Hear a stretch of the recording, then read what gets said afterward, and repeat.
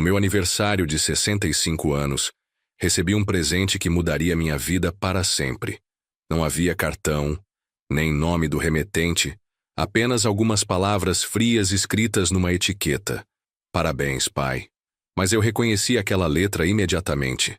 A mesma caligrafia que eu havia visto em cadernos escolares, bilhetes na geladeira e, anos depois, numa última carta de despedida. A letra do meu filho Leonardo, que eu não via há 2 anos. Abri a caixa com cuidado. Lá dentro estava uma garrafa de vinho tinto importado, dessas que custam mais que o salário de uma semana. O rótulo era elegante, cheio de detalhes dourados, o tipo de presente que você guarda para uma ocasião especial. Mas Leonardo não sabia que eu tinha parado de beber há 2 anos, depois que o médico me alertou sobre minha pressão alta e os problemas no fígado. Em vez de abrir o vinho, decidi dar para João Henrique, meu ex-genro. Apenas uma garrafa de vinho, ou assim eu pensava, até descobrir que aquele presente quase nos matou. E isso foi só o começo. Deixei a garrafa na mesa da cozinha. A luz da manhã entrava pelas cortinas de renda que minha falecida esposa Maria havia escolhido, cortando a sala em faixas de luz dourada. O vinho captava a claridade como se houvesse fogo dentro da garrafa escura. O rótulo era de uma vinícola francesa, com letras em dourado gravadas em relevo. Daquelas que você sabe que custa mais que o líquido propriamente dito. Passei o polegar sobre a cápsula que cobria a rolha, sentindo sua textura lisa sob as rugas dos meus dedos. Vinho costumava ser minha paixão, não de forma exagerada, mas de um jeito contemplativo. Uma taça no final do dia, depois de consertar o portão ou limpar as calhas. Quando Maria estava viva, ela servia para nós 2 depois do jantar. Aos domingos, sentávamos na varanda, deixando os grilos preencherem o silêncio. Isso foi antes do infarto quase me levar. Não toco numa gota há 2 anos. Leonardo sabia disso. Ele estava lá no hospital, quando o médico me passou a lista quilométrica de coisas que eu não podia mais comer ou beber se quisesse chegar aos 70. Ele não disse muito na época. Apenas ficou mexendo no celular, dedos se movendo pela tela. Me disse que estava tentando se distrair. Agora não tenho mais tanta certeza. Não tivemos uma briga épica, daquelas de novela onde alguém bate a porta e vai embora para sempre. Não, nós simplesmente paramos. Primeiro, ele faltou no almoço de domingo. Depois, não apareceu no Natal. No segundo aniversário de Maria sem ele por perto, percebi que não estávamos mais conversando. O silêncio tem um jeito de virar hábito. Então, ver aquela letra novamente depois de tanto tempo apertou algo no meu peito. Não alegria, nem alívio, apenas um peso que eu não sabia nomear. O envelope colado na lateral da caixa era branco comum. Dentro havia um cartão simples com parabéns e tinta azul. Sem pai, sem assinatura, apenas 2 palavras ali paradas com medo de dizer mais. Não abri a garrafa. Nem pensei nisso. Empurrei ela para o outro lado da mesa e voltei para o meu café, que já tinha esfriado. O relógio acima do fogão marcava o tempo de forma constante, fazendo a casa parecer ainda mais vazia. O rosto de João Henrique veio à mente. João é daqueles homens que nunca aparecem de mãos vazias ou sem uma caixa de ferramentas na caçamba da caminhonete. 2 verões atrás, depois de um temporal que arrancou metade das telhas do meu telhado, ele estava numa escada às 8 da manhã, martelo na mão. Antes mesmo de eu ter tomado o primeiro café. É do tipo que não espera ser chamado para ajudar. Se alguém merecia algo especial, era ele. E já que eu não podia beber o vinho, a ideia dele juntando poeira na minha estante parecia errada. João abriria, dividiria com os amigos e daria uma boa história para contar. Isso parecia melhor que deixar empoeirando atrás do vidro. No meio da tarde, a garrafa estava no banco do passageiro da minha Ranger velha. Não sei por que fiz isso. Hábito, talvez. Mas a ideia dela rolando durante a viagem me deixou inquieto. O sol estava descendo, pintando tudo com aquela luz âmbar que você só vê no final de outubro. Os campos ao longo da estrada vicinal estavam começando a amarelar. Soja cortada até o toco. O ar cheirava levemente a fumaça de alguém queimando folhas secas. A casa do João fica num terreno elevado na entrada da cidade. Uma construção de alvenaria branca com varanda que sempre parece saída de cartão postal. Parei, a brita estalando sob os pneus, e desliguei o motor. Ele abriu a porta antes que eu pudesse bater, usando uma camisa de flanela vermelha e jeans desbotados, serragem ainda grudada nas botas. Os olhos dele foram direto para a garrafa nas minhas mãos. Osvaldo, que é isso? Perguntou, se aproximando. Do Leonardo, respondi, oferecendo a garrafa. Ele arqueou as sobrancelhas. Leonardo te mandou isso? Sim. Achei que você ia aproveitar mais que eu. Ele pegou com cuidado, virando para ler o rótulo. Poxa, Osvaldo, isso aqui é coisa séria. É o tipo de garrafa que você guarda para uma noite especial. Então, faça dessa noite especial. Respondi. E estava falando sério. Ele sorriu. Acho que vou fazer isso mesmo. Obrigado. Foi bom entregar, ver que cairia em boas mãos. Voltei para a caminhonete, a luz do fim de tarde atravessando o para-brisa. Voltando para casa, continuei pensando na garrafa, não de forma sedenta, mas curiosa. Leonardo nunca gastou esse tipo de dinheiro sem motivo. Quando era mais novo, metade das vezes pedia dinheiro emprestado para combustível e esquecia de devolver. Então por que agora? Por que um presente que ele sabia que eu não usaria? O pensamento me incomodava enquanto entrava na garagem de casa.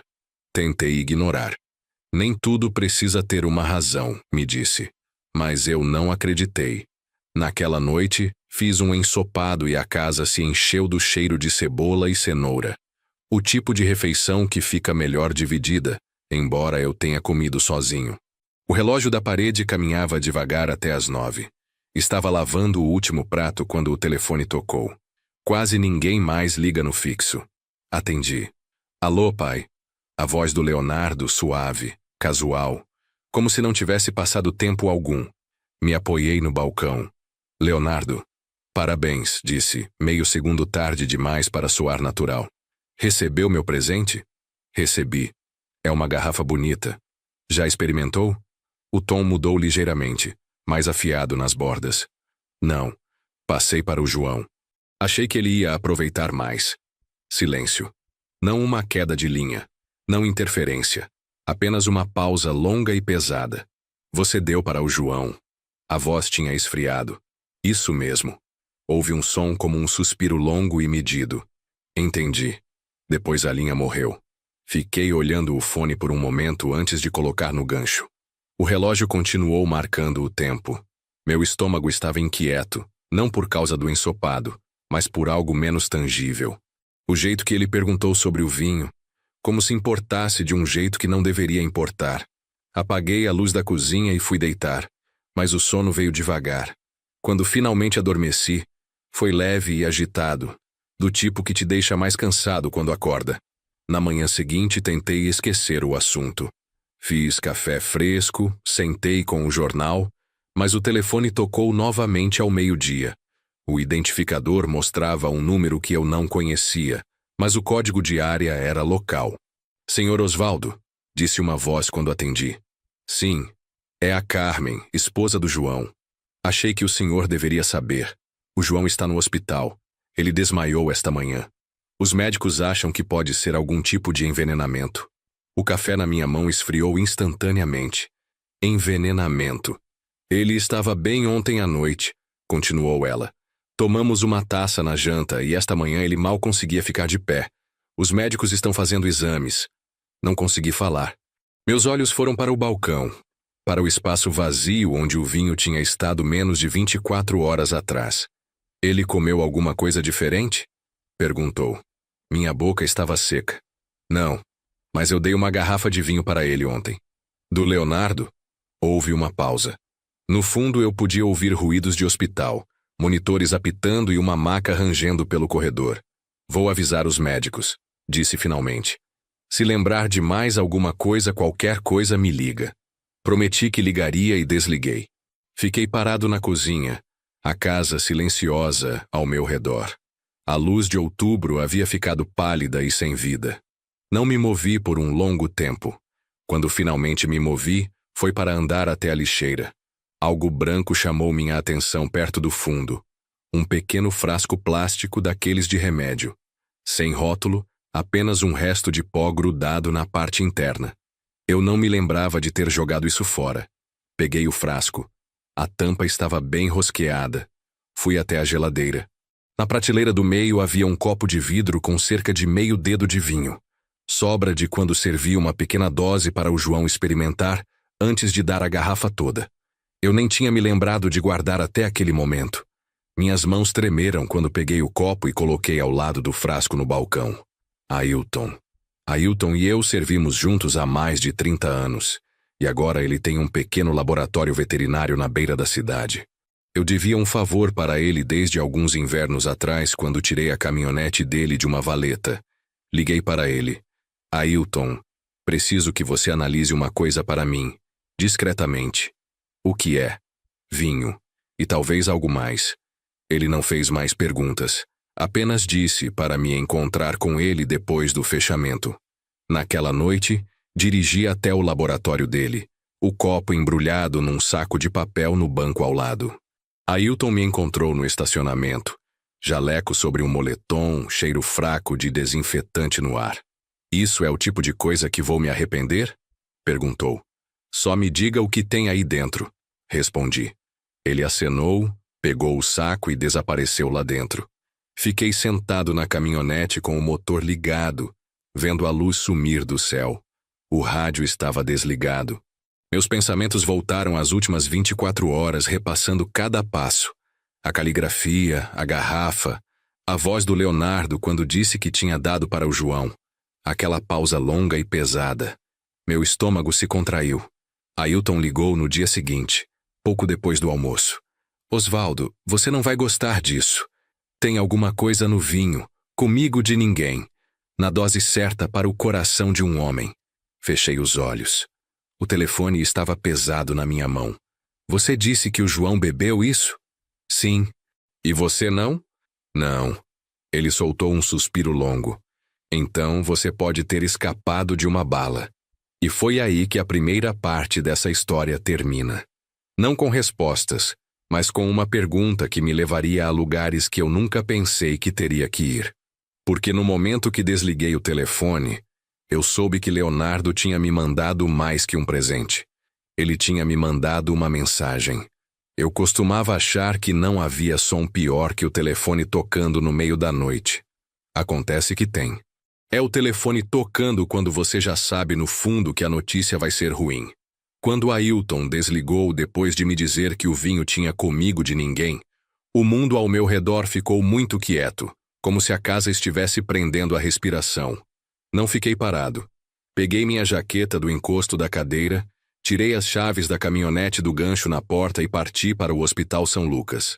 A viagem até a cidade foi só semáforos e cruzamentos vazios. Aquele tipo de meio de manhã, onde o sol parece brilhante, mas não esquenta nada. Estacionei no canto mais distante do pátio por hábito e caminhei rápido, uma mão no bolso, a outra pressionada nas costelas como se pudesse acalmar o que estava se mexendo dentro de mim. Hospitais todos cheiram igual, algo esterilizado misturado com café queimado. E a luz sempre é branca demais. Uma voluntária me indicou o quarto do João. Ele não parecia o homem que subiu no meu telhado sem ser chamado. Parecia mais leve, desbotado, a pele um tom mais pálida que o travesseiro debaixo da cabeça. Os monitores ao lado da cama zumbiam e piscavam no ritmo de um batimento cardíaco lento, mas teimoso. Carmen estava numa cadeira plástica puxada o mais perto possível. Ela tinha aquele olhar que eu já vi centenas de vezes. O que as pessoas usam quando estão esperando algo que se recusa a se apressar e acabar logo.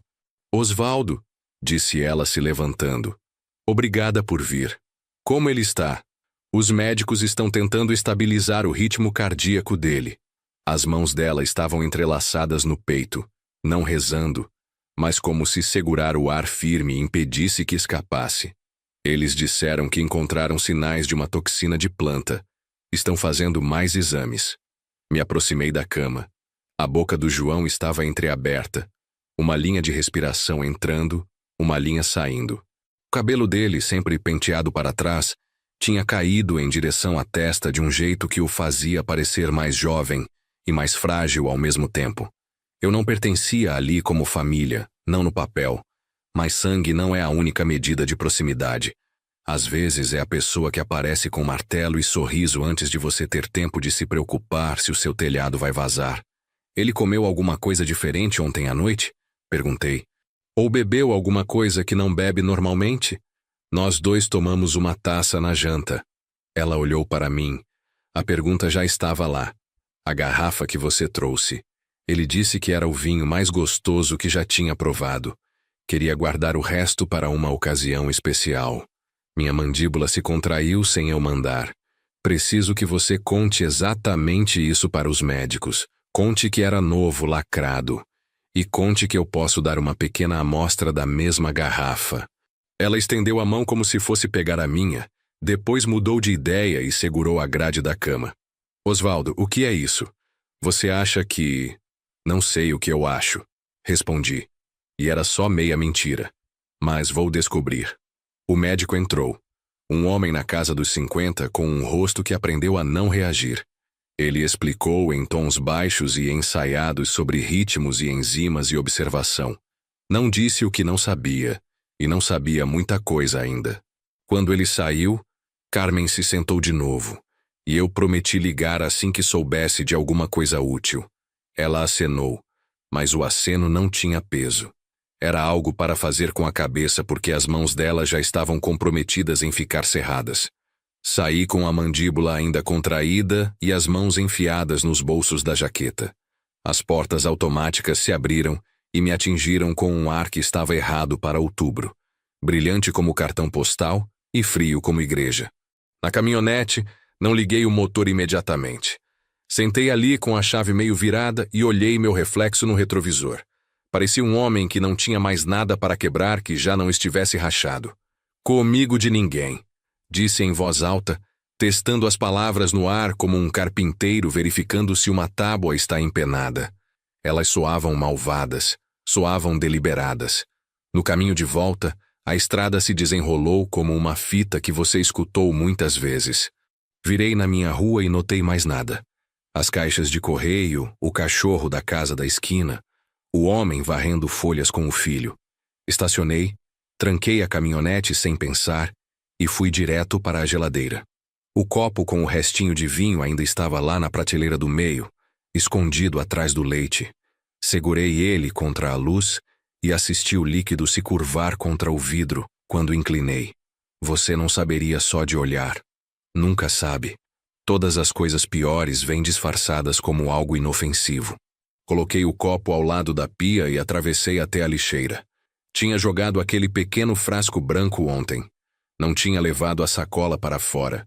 Sou um homem velho morando sozinho. Meu lixo não enche tão rápido quanto costumava. Levantei a tampa, olhei e senti meu corpo ficar imóvel. A sacola tinha sido levantada e colocada de volta do jeito errado, e o frasco tinha sumido. Olhei para a porta. A fechadura estava no lugar, como eu tinha deixado na noite passada. As janelas estavam fechadas e trancadas. Não mantenho chaves sobressalentes embaixo de pedras ou capachos. Não mantenho chaves sobressalentes em lugar nenhum que um idiota razoável pudesse imaginar. Ainda assim, alguém tinha estado aqui. Eu podia sentir como quando você sabe que um quarto foi rearranjado, mesmo que não consiga dizer o que mudou. Respirei fundo pelo nariz e soltei devagar. Não era pânico. Pânico é barulhento e estúpido. Eu precisava de algo quieto e útil. Peguei o telefone e liguei para Ailton. Sumiu, disse quando ele atendeu. O quê? O pequeno frasco de que falei. Alguém tirou do meu lixo. Eu não mexi nele. Sei o que minhas próprias mãos fizeram na minha própria casa. Ele não me disse que eu podia estar enganado. Ailton entende o custo de ignorar o que seu instinto já sabe. Você precisa chamar a polícia, disse ele. Posso documentar o que tem no vinho, mas aquele frasco teria sido prova limpa de manuseio. Eu sei, respondi. Vou chamar. E Osvaldo? Sim? Não deixe quem fez isso achar que você está dormindo no ponto. Não estou, respondi, e encerrei a ligação. Fiz um café que não queria e sentei na mesa com um bloco de papel ofício. O ato de escrever me acalma. Tracei uma linha no meio da página e rotulei o lado esquerdo como "o que eu sei" e o lado direito como "o que posso provar". Sob "o que eu sei", escrevi: Leonardo mandou a garrafa. Leonardo perguntou se eu tinha experimentado. Leonardo mudou de tom quando disse que dei para João. O vinho que Ailton testou tem comigo de ninguém. O frasco sumiu. Sob "o que posso provar", escrevi: teste do Ailton. A amostra restante no copo. A ligação do Leonardo ontem à noite, se minha memória serve. Depois fiquei olhando as duas colunas e quis desenhar uma ponte entre elas. Pontes não aparecem porque você quer. Você tem que construir elas. Tirei o pequeno gravador digital da gaveta da escrivaninha.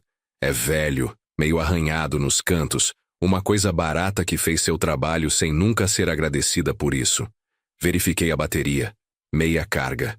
Enfiei no bolso interno da jaqueta, bem onde o peso dele pareceria uma mão no meu peito me lembrando para respirar. Era pouco depois do meio-dia quando parei no loteamento do Leonardo.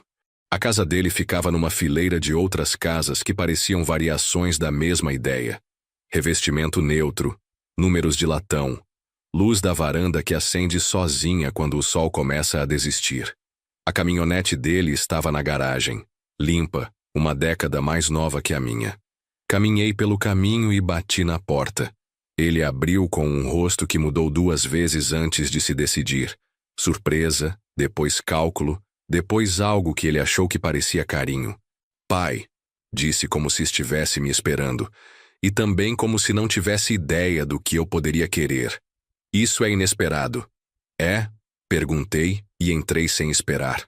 O lugar cheirava a limão e mais nada. Ele mantém tudo arrumado. Sempre manteve. Tudo em ângulos retos. Nada deixado fora do lugar, exceto pelo tipo de livros que você compra para mostrar que sabe alguma coisa sobre eles. "Soube do João", disse fechando a porta. "Assustador. Carmen está com ele agora. Os médicos acham que pode ser um vírus." "É isso que eles acham?" Mantive o tom neutro. Se eu pressionasse, ele se fecharia. Se eu mostrasse fraqueza, ele usaria. "É o que ela disse", respondeu. "É o que estão falando." Fui para a cozinha. Lá no balcão havia 3 garrafas. 2 de cachaça, uma de vinho, enfileiradas como soldados. Nenhuma delas era da marca que eu tinha dado a ele. Nenhuma aberta. Olhei de volta para ele. Ele estava me vendo observar suas coisas e sorriu como alguém que acredita que o jeito que seu sorriso parece é o jeito que ele soa. "Você experimentou a garrafa que me mandou?" Perguntei. Ele riu baixinho. "A ideia toda era você aproveitar. Sabe, pelo seu aniversário. Você sabe que eu não bebo mais." "As pessoas mudam", disse com um dar de ombros que me fez sentir como se eu não fosse de interesse particular. E movi um passo mais perto do balcão e passei o dedo na borda do copo vazio que estava na pia, como um homem faria quando está matando o tempo, enquanto o anfitrião faz café. "O João gostou", disse. Falou que o gole favorito dele foi o do meio da garrafa, aquele vinho suave.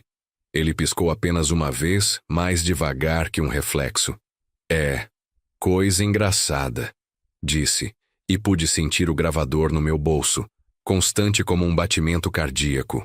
Eu nunca te disse onde ele guardou. Por uma fração minúscula de segundo, ele ficou imóvel do jeito que um animal fica quando ouve um galho quebrar.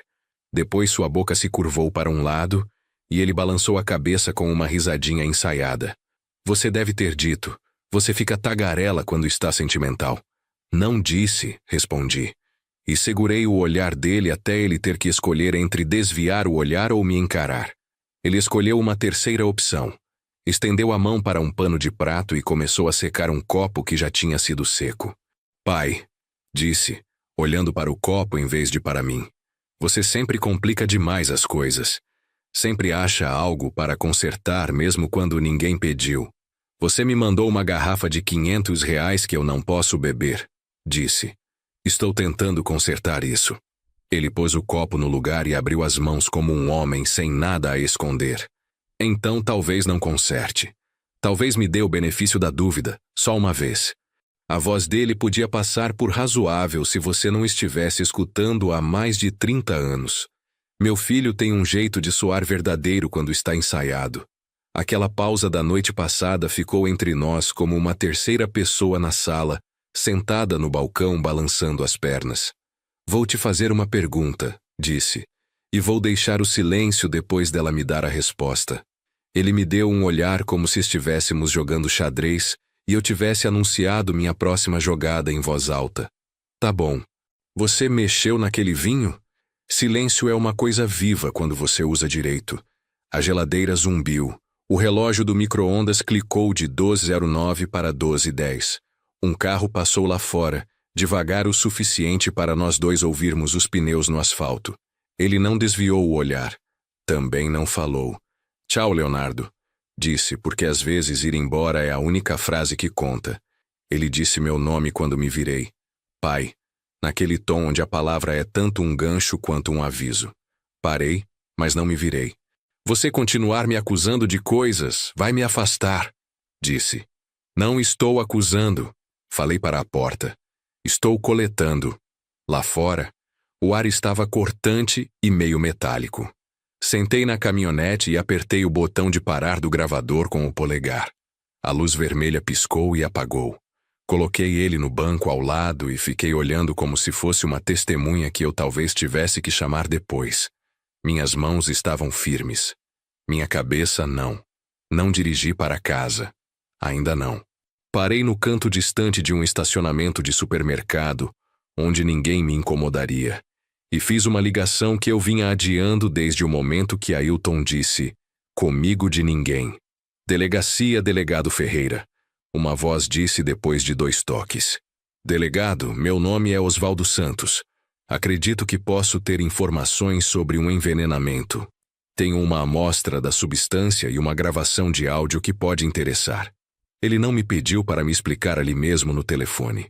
Homens que conhecem seu trabalho não exigem a verdade toda no primeiro fôlego. Pode vir esta tarde? Perguntou. Posso, respondi. Ele me deu um horário e o número de uma sala nos fundos da delegacia.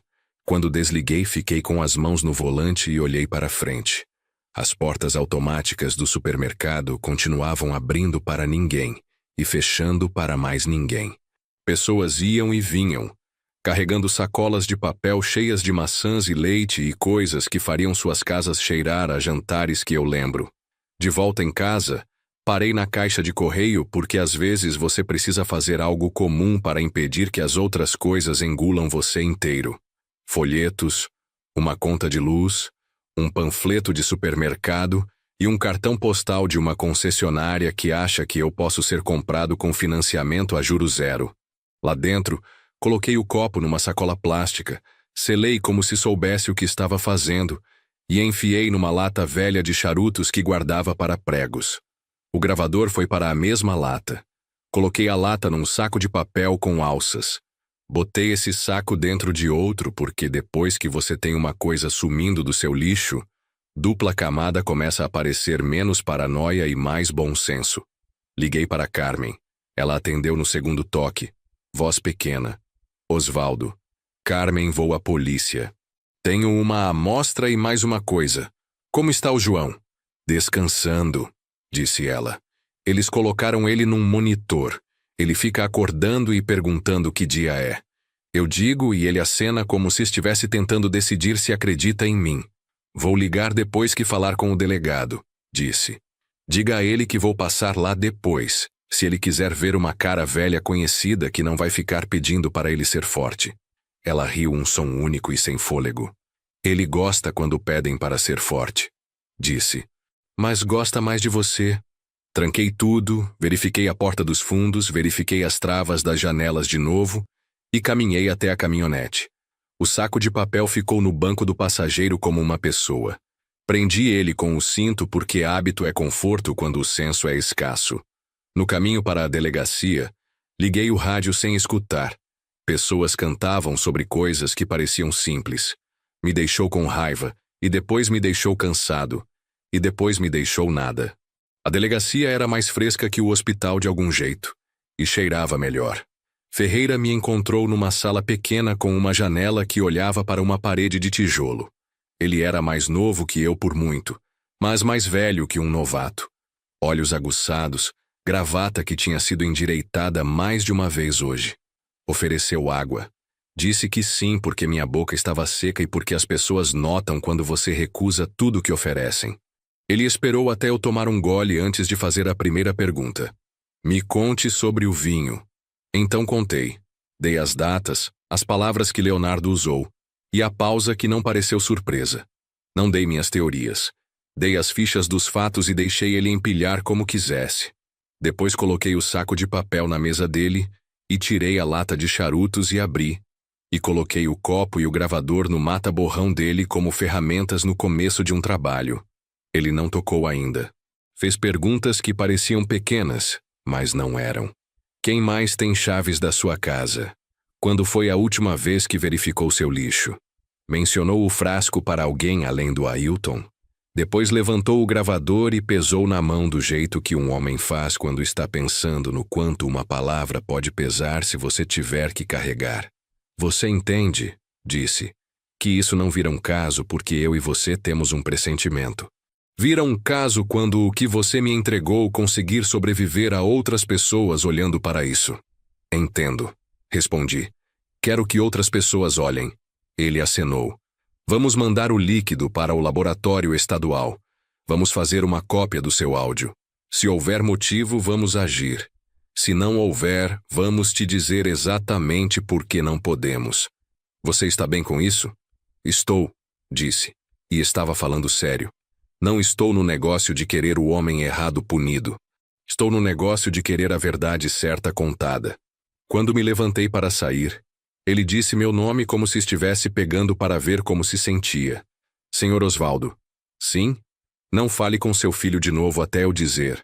Se ele entrar em contato, anote a hora e o que ele disser, e mantenha suas respostas mais curtas que as perguntas dele. Acenei. Surpreso com o sentimento de que alguém mais finalmente estava disposto a carregar um canto do peso que eu vinha segurando. Lá fora, a tarde tinha ficado de um cinza fosco e brilhante, o tipo que machuca seus olhos mais do que ilumina seu caminho. Dirigi para o hospital. Carmen estava na mesma cadeira, e as mesmas máquinas cantavam suas canções de ninar eletrônicas silenciosas. João parecia mais ele mesmo por graus. A pele tinha um pouco de cor de volta, e a boca estava menos tensa em volta da respiração que ia e vinha. Pus minha mão na grade e os olhos dele se abriram uma fresta. Você está com cara de desenterrado, ele sussurrou. Você deveria se ver, respondi. E ele sorriu só com o lado esquerdo da boca, do jeito que os homens fazem quando sorrir toma demais do resto do rosto. Soube que você está fazendo amizade com a polícia, disse. Estou tentando garantir que eles estejam do nosso lado quando aparecerem, respondi. Ele fechou os olhos de novo, acenou uma vez e cochilou.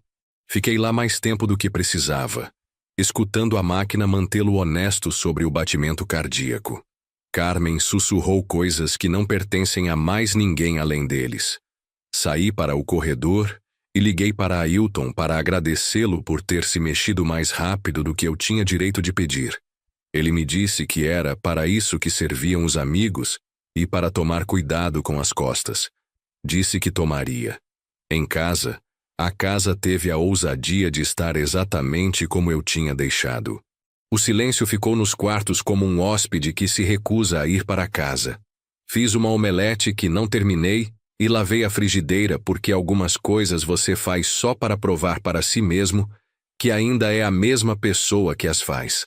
Fui ao armário do corredor, puxei a caixa à prova de fogo da prateleira de cima e abri na mesa da cozinha. Guardava os papéis de uma vida, certidões de nascimento, a escritura da casa e a aliança de ouro rosa da Maria que eu ainda não estava pronto para me desfazer. Adicionei um post-it na parte interna da tampa. A amostra de vinho com a polícia, não descartar. Não sabia para quem era o bilhete. Talvez fosse para mim. Dormi no sofá com a luz do corredor acesa. Não fazia isso desde a noite depois do meu infarto, e meu peito não gostou do jeito que esses dois fatos pareciam, parados um ao lado do outro. Acordei antes do amanhecer, porque o corpo lembra de alarmes antigos. Fiz café e não bebi. Escutei a casa respirar. Quando o sol finalmente se decidiu a aparecer, liguei para Carmen e disse que passaria por volta do meio-dia. Ela disse que o médico achava que João seria transferido da unidade crítica se os números dele continuassem se comportando. Se comportar é uma palavra para crianças e batimentos cardíacos. Gosto do som. Às 10 da manhã o telefone tocou de novo. Número desconhecido. Deixei ir para a caixa postal porque aprendi algo importante ontem. Você não deve uma resposta a ninguém antes de estar pronto para dar. A mensagem chegou depois do segundo toque. Esperei, depois apertei play. Pai, sou eu. A voz do Leonardo puxada como um arame. Precisamos conversar. Quanto mais cedo, melhor. Ele pausou. Me liga de volta. Não liguei. Anotei a hora e as palavras exatas e pus o bilhete na caixa à prova de fogo porque, às vezes, você precisa fazer suas próprias evidências. Olhei pela janela para meu quintal, que se recusa a ficar verde não importa quanto um homem regue. A cadeira de balanço da varanda rangeu uma vez. Nenhum vento que eu pudesse ver. O dia estava quieto demais de novo. Se você quer que eu diga que não estava com medo, não vou. O medo não é uma coisa de que me escondo mais. Pertence à verdade do jeito que pregos pertencem à madeira. Eles mantêm tudo junto. Fiquei ali na cozinha com minha mão no encosto de uma cadeira e soube isso sem anotar. Qualquer coisa que fosse isso, tinha passado do ponto onde um pai e um filho podiam consertar numa mesa, conversando mais devagar e gentil que a última vez. Tinha passado do ponto onde uma garrafa era só um presente e um hospital era só um lugar que acontece com outras pessoas. Ia ficar pior antes de ficar melhor. E eu ia continuar caminhando em direção a isso. Um quarto, um telefonema, uma respiração firme de cada vez. Há um tipo de silêncio que não fica quieto. Ele caminha. Bate na borda da sua caneca de café. Fica olhando o telefone no balcão e conta até 60 com você. Depois começa de novo. O delegado Ferreira me disse para não falar com meu filho. Então não liguei de volta para Leonardo. Anotei a hora da mensagem dele como se fosse uma placa que eu precisasse lembrar. De manhã, fiz exatamente o que o delegado pediu, e ainda assim a casa parecia vigiada. Deixei o telefone na mesa do corredor e caminhei pelos quartos com as mãos atrás das costas. Não porque esperasse encontrar alguma coisa, mas porque homens como eu não sentam quando podem ficar de pé. Não descansam quando há trabalho inacabado. A luz de outubro entrou mais fraca hoje. Um lençol branco pendurado sobre o sol. Verifiquei a porta dos fundos, as travas das janelas, a entrada lateral da garagem com a fechadura teimosa que você tem que levantar enquanto vira. Tudo bem. Tudo normal. Normal não é o mesmo que seguro. Fiz uma segunda panela de café. Não bebi e abri a caixa à prova de fogo na mesa da cozinha. Lá dentro a escritura. Uma pilha de formulários de seguro. A aliança da Maria. O cartão onde eu tinha copiado as palavras exatas da mensagem do Leonardo. Adicionei outro cartão. Delegado Ferreira, 14h30. Sublinhado 2 vezes. A manhã toda, eu vinha segurando a ida para ligar para a delegacia de novo. Não porque estava hesitante, mas porque queria aparecer com um dia inteiro de firmeza em mim. Antes de sair, dei mais uma volta lenta pela casa. No hall da frente, parei. A fechadura estava alinhada com a placa de batente. Só uma fração deslocada. Um risco novo no lábio do metal, redondo e claro do jeito que uma chave que não é perfeitamente cortada vai arranhar depois de alguns usos. Nada quebrado, nada forçado. Apenas uma marca que você só nota se conhece a porta como conhece os ossos da sua mão. Um pensamento se estacionou no meu peito e não se mexeu. Alguém tinha se deixado entrar. Fui até a gaveta de tralhas e achei um pedaço curto de linha e um pedaço de fita transparente. Pus a linha atravessada na parte de baixo do batente da porta e marquei com fita para que ficasse no lugar. Um truque que aprendi de um cabo que tinha se cansado de achar seu armário revirado. Você não prende um ladrão. Você conta uma história sobre se ele esteve lá. Quando entrei na caminhonete, a casa parecia vazia e inofensiva, que é exatamente como uma casa deveria parecer. Mesmo assim, saí de ré como se estivesse deixando um animal dormindo para trás. O Hospital São Lucas fica a 3 curvas e uma reta longa da delegacia, Então carreguei o hospital nos ossos, enquanto caminhava pelo corredor até a sala do delegado Ferreira. Ele tem uma daquelas salas que dão para o pessoal de patente média. Janela pequena, mesa grande, pilhas de arquivos que parecem crescer no escuro. Ele se levantou para apertar minha mão e me apontou uma cadeira. Não parecia um homem que tinha ficado acordado tarde demais ou um homem que tinha dormido bem demais. Parecia um homem que sabia o que fazer com um fato limpo. Obrigado por vir, Sr. Osvaldo, disse. E pelas amostras ontem. Mandamos para o laboratório estadual. Os resultados preliminares do seu amigo Ailton batem com o que vimos. Estamos tratando isso seriamente. Imagino que seriamente tem níveis, respondi. Ele quase sorriu. Tem. Agora significa que estamos coletando corroboração, o painel toxicológico do hospital, seu áudio, a cadeia de custódia da sua amostra. Ele deslizou um bloco de papel ofício para mim. Quero sua linha do tempo nas suas próprias palavras. Quando recebeu o pacote, quando deu para o Sr. João, quando seu filho ligou, quando descobriu que o frasco tinha sumido. Contei direto, vendo a caneta dele se mover. Ele não interrompeu, exceto para checar 1 hora ou 1 dia. Quando terminei, ele bateu no bloco com a lateral da caneta e se recostou. Disse que a sacola do lixo tinha sido mexida, virada do jeito errado. Não mexi nela. Qualquer sinal de entrada forçada? Não. Mais alguém com chaves? Nenhuma escondida. Ninguém para quem eu tenha dado uma recentemente.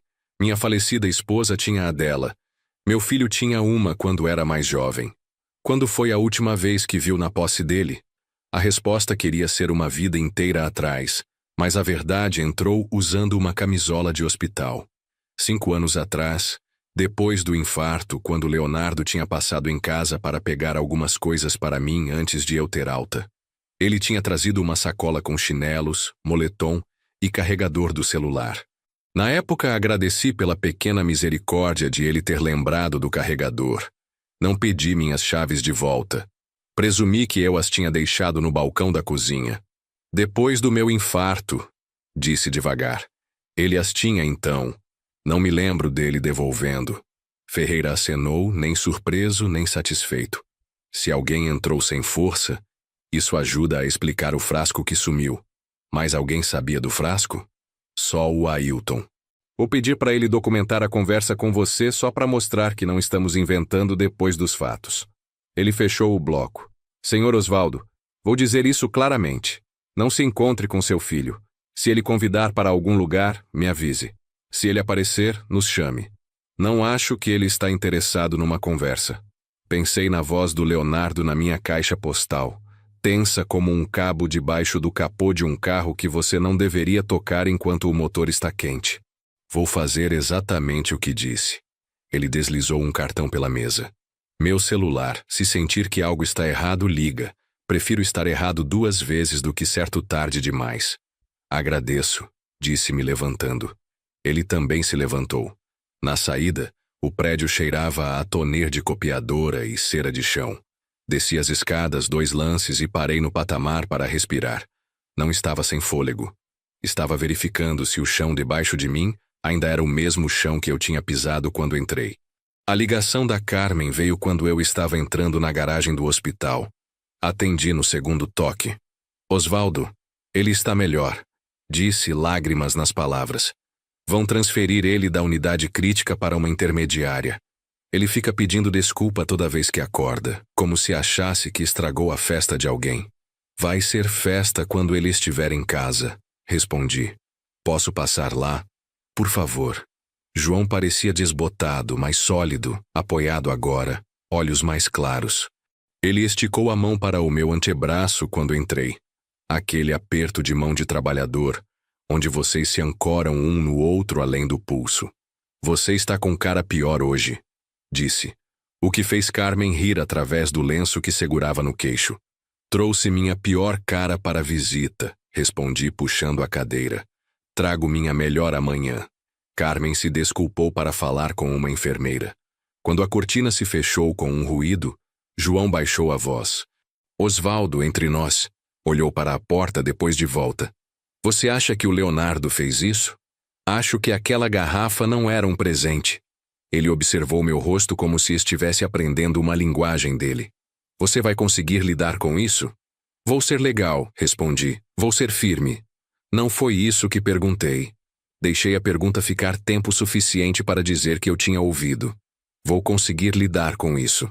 Ele apertou meu antebraço uma vez, depois soltou. Homens como nós não se abraçam, a menos que estejamos enterrando alguém. O aperto é a autorização para sentir sem a papelada. A cortina abriu e Carmen voltou com uma mulher mais jovem ao lado. Uns 35 anos. Cabelo preso num rabo de cavalo prático, olhos contornados de cansaço, mas aguçados. Eu a reconheci das fotos na lareira da casa do Leonardo. Fernanda, minha nora. Tínhamos conversado 2 vezes desde o casamento, educadamente, como vizinhos que moram 2 quarteirões de distância. Osvaldo, disse. Fico feliz que esteja aqui. Me levantei. Como está se segurando? Ela olhou para João. Com medo, com raiva, principalmente com medo. A voz baixou. Precisamos conversar. Carmen acariciou a mão do João e disse: Vou dar uns minutinhos para vocês. E saiu para o corredor. Uma mulher que entende quando uma conversa precisa de privacidade, mesmo que não seja ela quem pediu. Fernanda fez um gesto em direção à pequena sala de estar da família na esquina. Tinha uma máquina de café que fazia tudo ter gosto de plástico e 2 cadeiras com encostos retos demais para ser gentis. Ela não se sentou. Eu também não. Não sei o que você sabe, disse, mas sei que o Leonardo está diferente há muito tempo. Distante, reservado. Ele mantém potes numa prateleira na garagem, plantas secas. Diz que é para hobby. Ele entrou em grupos online sobre extração de ervas. Não pensei... Ela engoliu. Não pensei que se conectava com algo assim. Comigo de ninguém, disse. Já ouviu esse nome? Os olhos dela piscaram, reconhecimento ou medo ou ambos. Sim, vi no histórico de busca dele. Pensei que ele estava lendo, só isso. O delegado Ferreira vai querer conversar com você se estiver disposta. Ela acenou rápido demais. Já liguei. Deixei recado. Bom, respondi. Alívio e tristeza são primos. Senti um visitando em nome do outro. Fernanda, se tiver alguma coisa, capturas de tela, mensagens, fotos desses potes, guarde. Deixe o delegado puxar o fio. Ela me olhou com força suficiente para me ver. Por que ele faria isso com você? Eu poderia ter dito uma dúzia de coisas. Dinheiro que não daria. Amor que não dei do jeito que ele queria. Decepções que criaram ganchos. Em vez disso, disse a verdade do jeito que eu a conhecia. Porque se não pode ser dono da história, vai queimar a página.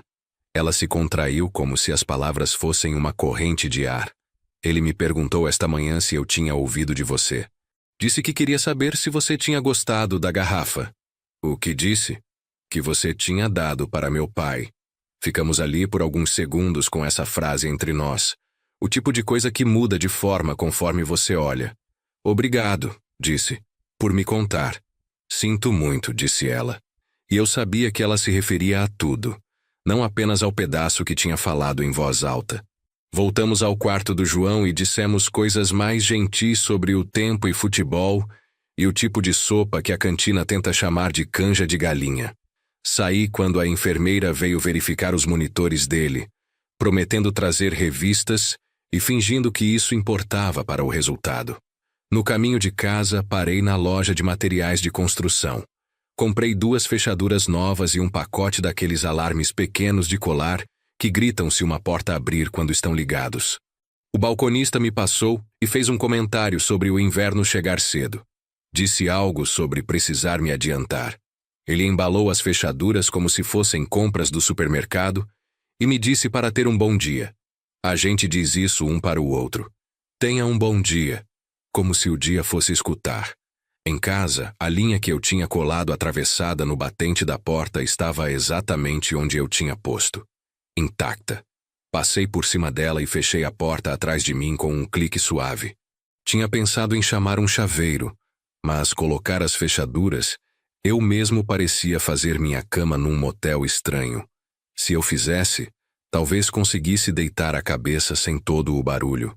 Instalei a primeira fechadura na porta dos fundos, depois a segunda na frente, aparafusando as placas devagar e firme. Os músculos dos meus antebraços familiares com o ângulo e a pressão.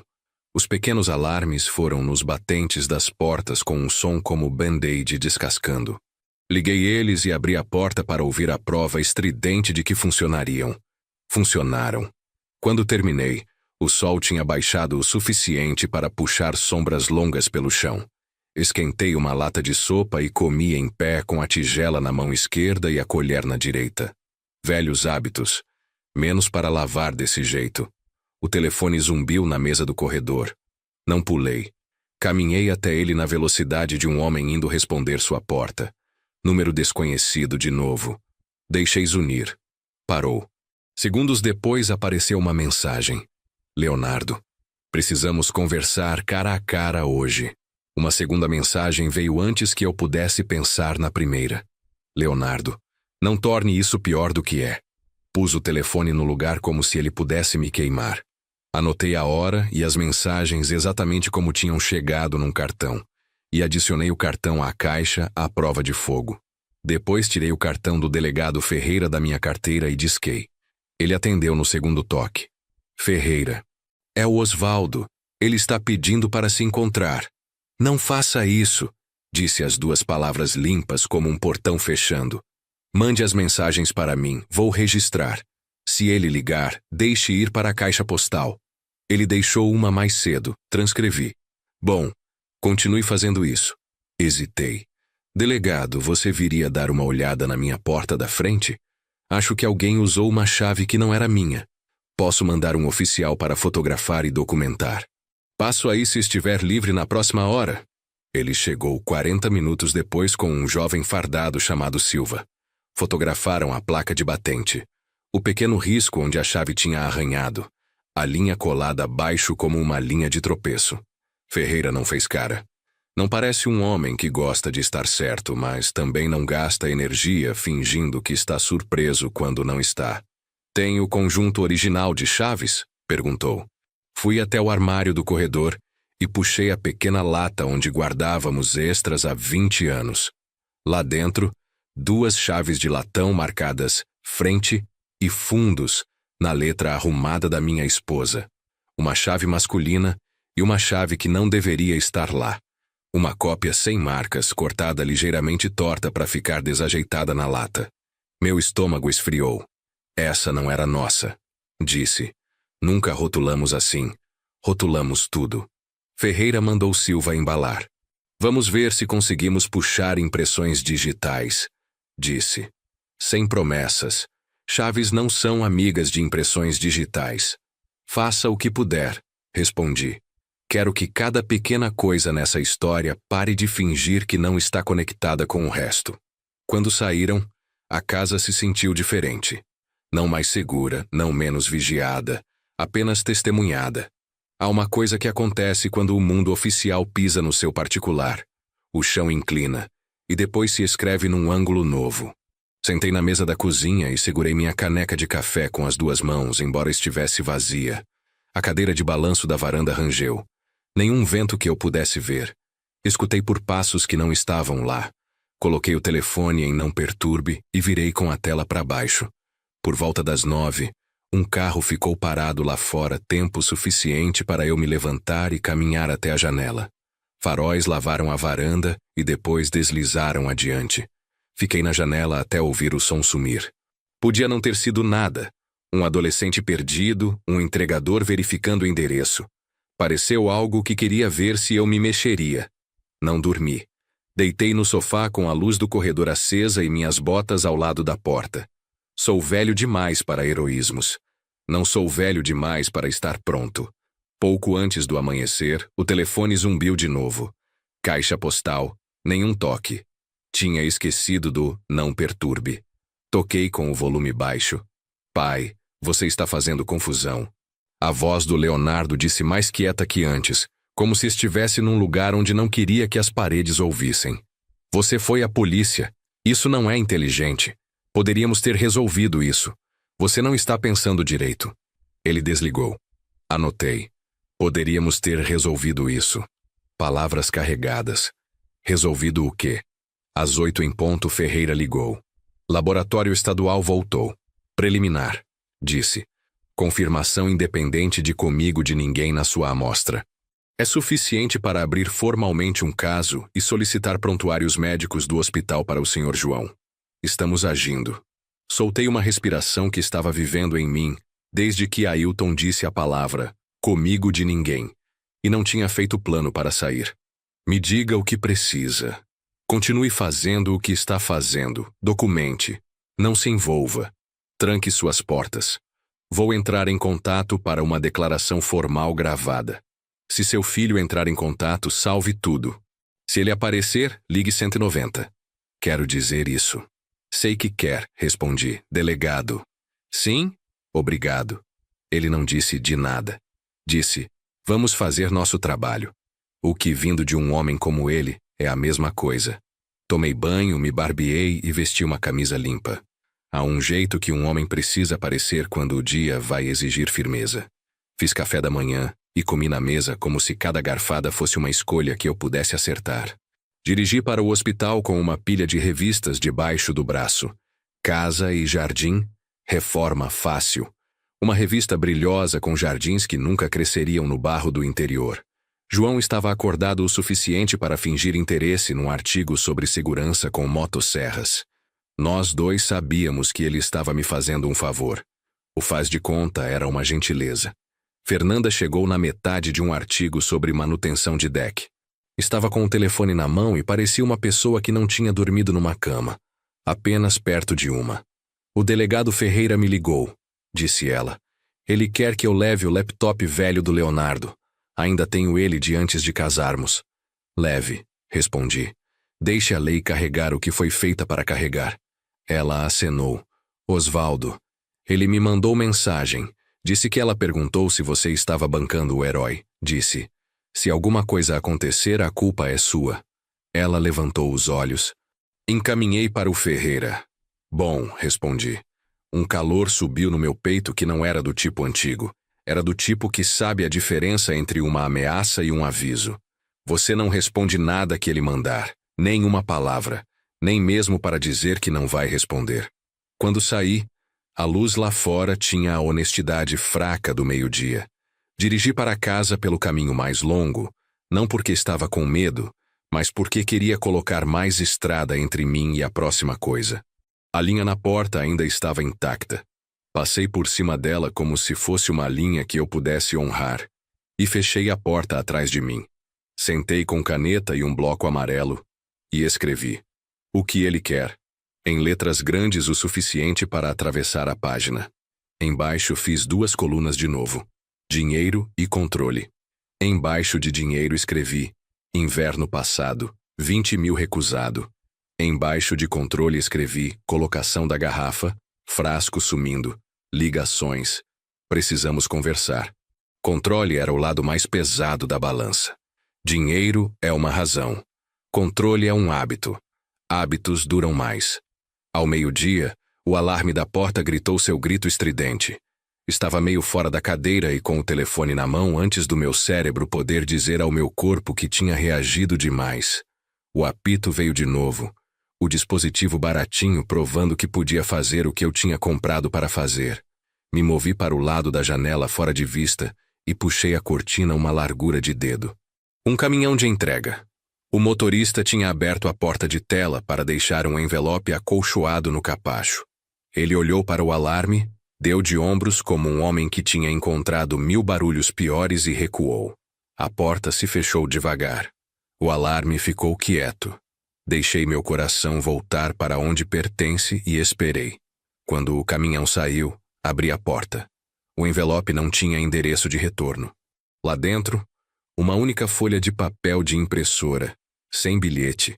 Apenas uma fotografia impressa do celular. Minha varanda na noite passada, num ângulo de atravessar a rua. A cadeira de balanço estava imóvel. A luz sobre a porta brilhava. Nenhuma pessoa no quadro.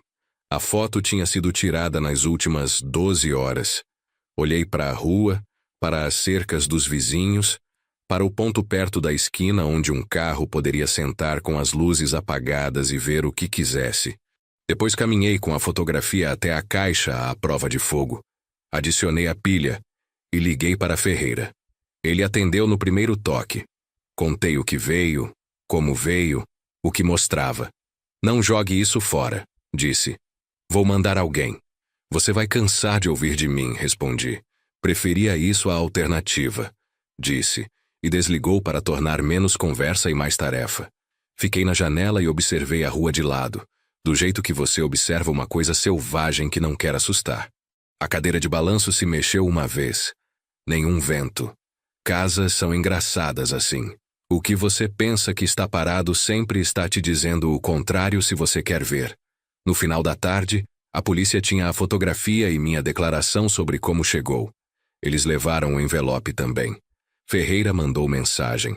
Estamos arquivando pedidos de preservação para imagens de câmera no seu quarteirão. Palavras práticas, do tipo que põe trilho. A noite chegou como uma porta se fechando devagar. Esquentei a sopa da noite passada e comi sentado nos degraus dos fundos. O ar de outubro cortando limpo nos meus pulmões. O quintal escureceu. A cadeira ficou parada. E em algum lugar ao longe um cachorro latiu para algo que só cachorros conseguem ver. Entrei e acendi a luz do corredor. O telefone zumbiu mais uma vez. Leonardo, você acha que eles vão te proteger do que você começou? Me liga. Não liguei. Copiei palavra por palavra e enfiei o papel na caixa. A caixa fechou com o som suave e final que sempre faz. Coloquei de volta na prateleira mais alta do jeito que um homem põe um peso onde não pode tropeçar nele no escuro. Fiquei lá e escutei a casa conversar consigo mesma. O assentar e suspirar da madeira. O zumbido fino do motor da geladeira. O tic-tac de um relógio que não tem ideia do que tempo significa. Pensei na primeira vez que Leonardo disse pai, de um jeito que fez meu coração querer se levantar e bater continência. E na última vez que ele disse pai, de um jeito que fez querer sentar. Era escuro total quando finalmente me estirei no sofá. Pus minha mão no peito e senti meu coração trabalhando devagar, firme, profissional. Muito tempo atrás, um médico me disse que eu saberia se estivesse com problemas. Essa noite pareceu a coisa mais honesta que eu tinha. Não sei se o sono veio ou se a noite apenas decidiu ter misericórdia. Mas quando o telefone tocou às 6h12, eu estava pronto. Atendi no primeiro toque. Senhor Osvaldo, Ferreira disse sem alô. Laboratório Estadual confirmou, estamos pedindo um mandado. Fechei os olhos e vi a cadeira de balanço, a linha branca atravessada no limiar. A fotografia da minha própria casa de atravessar a rua. Vi uma garrafa captando a luz da manhã como se fosse vergonha num vidro. Onde precisa de mim? Perguntei. Bem onde está, disse. E qualquer coisa que aconteça depois não abra a porta a menos que a pessoa do outro lado possa provar que está aqui para ajudar. A linha ficou quieta. A casa escutou. E eu fiquei no pequeno país que tinha construído dentro das minhas paredes, e esperei o dia pisar no limiar. Dizem que a batida que você não espera é a que você lembra. Mas desta vez, eu estava esperando. Vinha esperando desde o momento que Ferreira me disse que o laboratório tinha confirmado o veneno. Ainda assim, quando a batida veio cortante e deliberada, meu peito se contraiu.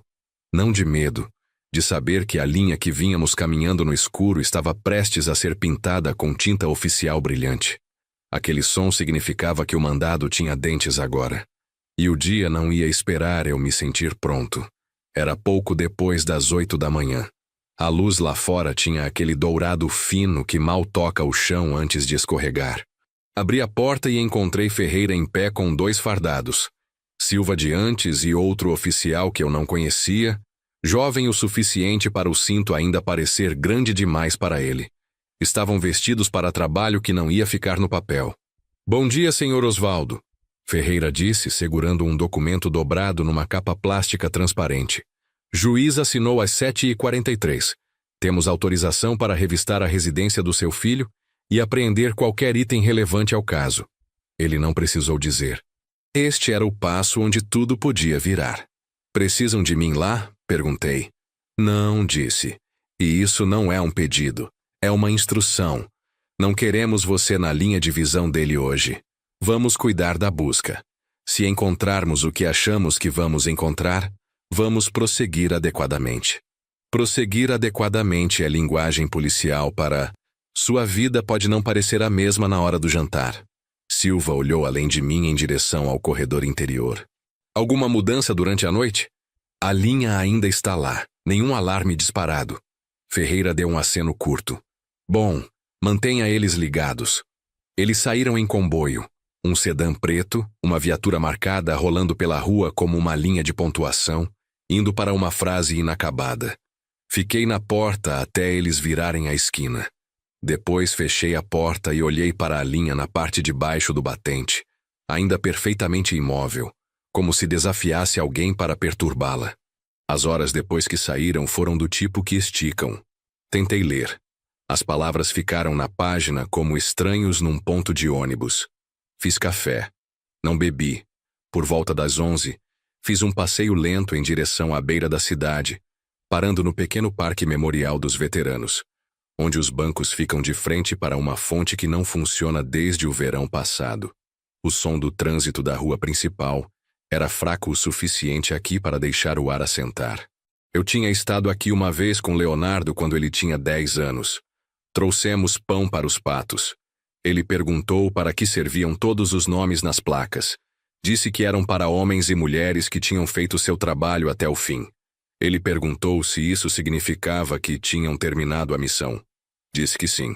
Ele não perguntou qual era a missão. Às vezes acho que essa foi a parte que eu deveria ter explicado. À 1 da tarde eu estava de volta em casa sentado na mesa da cozinha, com o telefone com a tela para cima. Não estava esperando ele me ligar. Leonardo não é do tipo que liga quando está encurralado. É do tipo que aparece sem avisar. Força a conversa nos termos dele. Era isso que tinha Ferreira preocupado. À 1h17, o telefone zumbiu. Não uma ligação, uma mensagem da Fernanda. Fernanda, eles estão aqui. Estou no quarto com a porta fechada. Consigo ouvir eles passando pela garagem. Fique dentro. Não interfira. Você está segura com eles aí. Nenhuma resposta voltou. Me imaginei sentada na beira da cama, mãos entrelaçadas, escutando botas no concreto e o som de caixas de papelão sendo movidas. Eu conhecia aquele som. É o som de alguém procurando a verdade sem se importar se acordam a casa.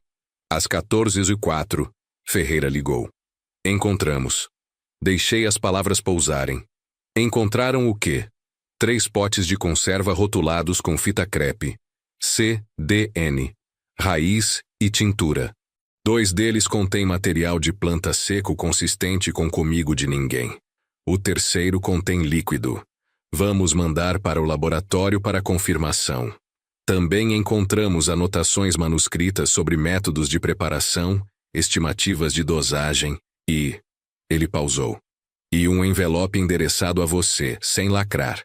Dentro uma carta curta, seu nome no topo, as palavras, você vai entender por que quando acabar embaixo. Nada no meio exceto o desenho de uma árvore com as raízes circuladas. A cozinha ficou mais fria. Ele me deixou uma mensagem caso a garrafa funcionasse. É o que parece, Ferreira disse, voz nivelada. Vamos registrar, embalar e fotografar tudo. Fernanda está cooperando completamente. Ela deu consentimento para buscar dispositivos digitais compartilhados. Vocês têm ele sob custódia? Ainda não. Ele não estava em casa quando chegamos. Estamos emitindo um alerta para localizar. Agarrei o telefone mais firme. Delegado, se ele vier aqui, ligue 190 imediatamente. Já marquei seu endereço para a resposta prioritária. Não se envolva com ele. A linha ficou quieta por um tempo. Depois ele disse: Estamos passando de suspeita para evidência, Sr. Osvaldo. Isso muda o jogo. Entendo. Desliguei e fui para a caixa à prova de fogo. Adicionei um cartão. 14h04. Ferreira ligou, encontrou potes, anotações, carta. Li os outros cartões na pilha um por um como folheando um manual de uma máquina que você não consegue desmontar. Cada entrada era seu pedaço de prova de que o último mês não tinha sido um delírio febril. Por volta das 15h30, liguei para Carmen para atualizá-la. João estava dormindo. Ela escutou sem interromper do jeito que tinha quando liguei do pronto-socorro anos atrás depois do meu infarto. Osvaldo, disse ela quando terminei. Isso vai acabar de 2 jeitos. Ou ele vai ser preso, ou vai fugir. Ele não vai fugir longe. Respondi. Não, mas longe o suficiente para fazer você se perguntar. Às 16h12, o alarme da porta gritou. Estava no corredor em 3 passos, telefone na mão. A porta da frente estava fechada, a linha atravessada no batente intacta. O som tinha vindo dos fundos. Me movi devagar, não porque estava com medo, mas porque você não se apressa quando precisa ver tudo. Pela janela da cozinha, vi a porta de tela balançar uma vez, 2, depois ficar parada. Ninguém à vista. Me aproximei e vi um pedaço de papel dobrado enfiado entre a maçaneta e o batente. Abri a porta, desliguei o alarme e puxei o papel. Uma frase em marcador preto grosso. Para de deixar eles entrarem ou eu vou entrar. Sem assinatura, sem envelope. Apenas essas palavras. Tirei uma fotografia, enfiei o papel numa capa plástica e liguei para Ferreira. Ele disse que um oficial estaria lá em 15 minutos. Silva chegou em 10, fotografou o bilhete na minha mão, o local na porta, as dobradiças e o quintal além. Viu alguém? Perguntei. Nenhum movimento na rua, disse ele. Pode ter sido deixado e corrido. Ele saiu com o bilhete prometendo registrar imediatamente. Naquela noite não me incomodei com o sofá. Coloquei uma cadeira no canto da sala onde podia ver as portas da frente e dos fundos. A casa cheirava levemente a metal das fechaduras novas. Mantive as luzes acesas, não porque queria ver para fora, mas porque queria que qualquer um lá fora me visse.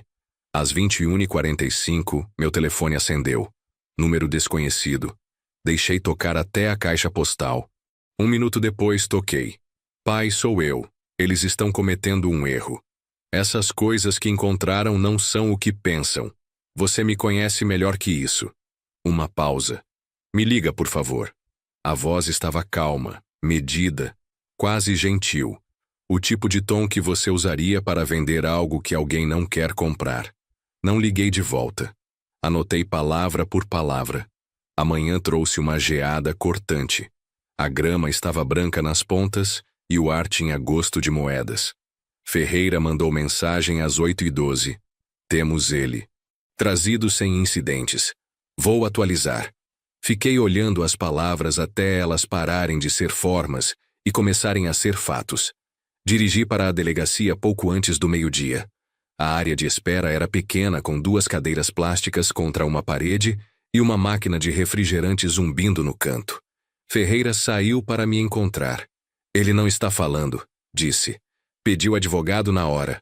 Tudo bem. Temos o suficiente para segurá-lo. Fernanda forneceu evidência digital substancial. E-mails referenciando preparação de raiz e tempo perfeito. Histórico de busca por níveis de toxicidade em adultos acima de 60 anos. O que acontece agora? Vamos apresentar as acusações ao promotor. Tentativa de homicídio. Posse de substância tóxica controlada. Adulteração de evidência. Vai andar rápido. Acenei. Minhas mãos ficaram nos bolsos para não fazerem nada que não deviam. Ferreira me estudou por um momento.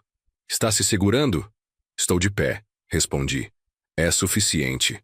Quando saí da delegacia, o céu tinha ficado daquela cor cinza sem vida, que faz você pensar que neve está chegando, mesmo que a previsão jure que não. Dirigi sem destino, passando pelo moinho velho, pela loja de ferragens fechada, pelo restaurante que ainda cheira a gordura de 20 anos atrás. Acabei no hospital.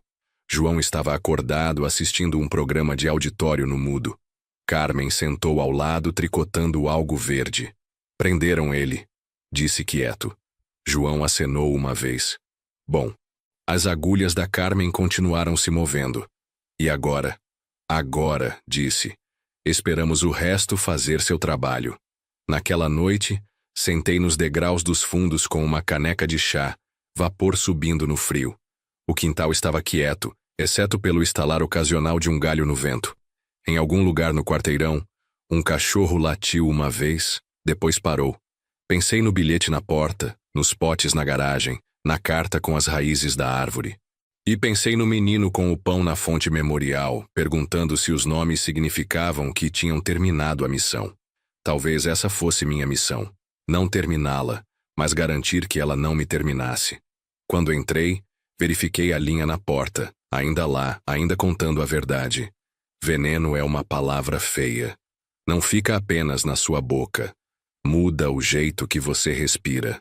Ferreira não disse logo. Deixou Ailton explicar primeiro. Talvez porque soubesse que ouvir de um amigo seria mais suave que ouvir de um delegado. Mas não há jeito suave de ouvir que algo feito para te matar já estava dentro de um homem que você respeita, e que você tinha sido quem colocou nas mãos dele.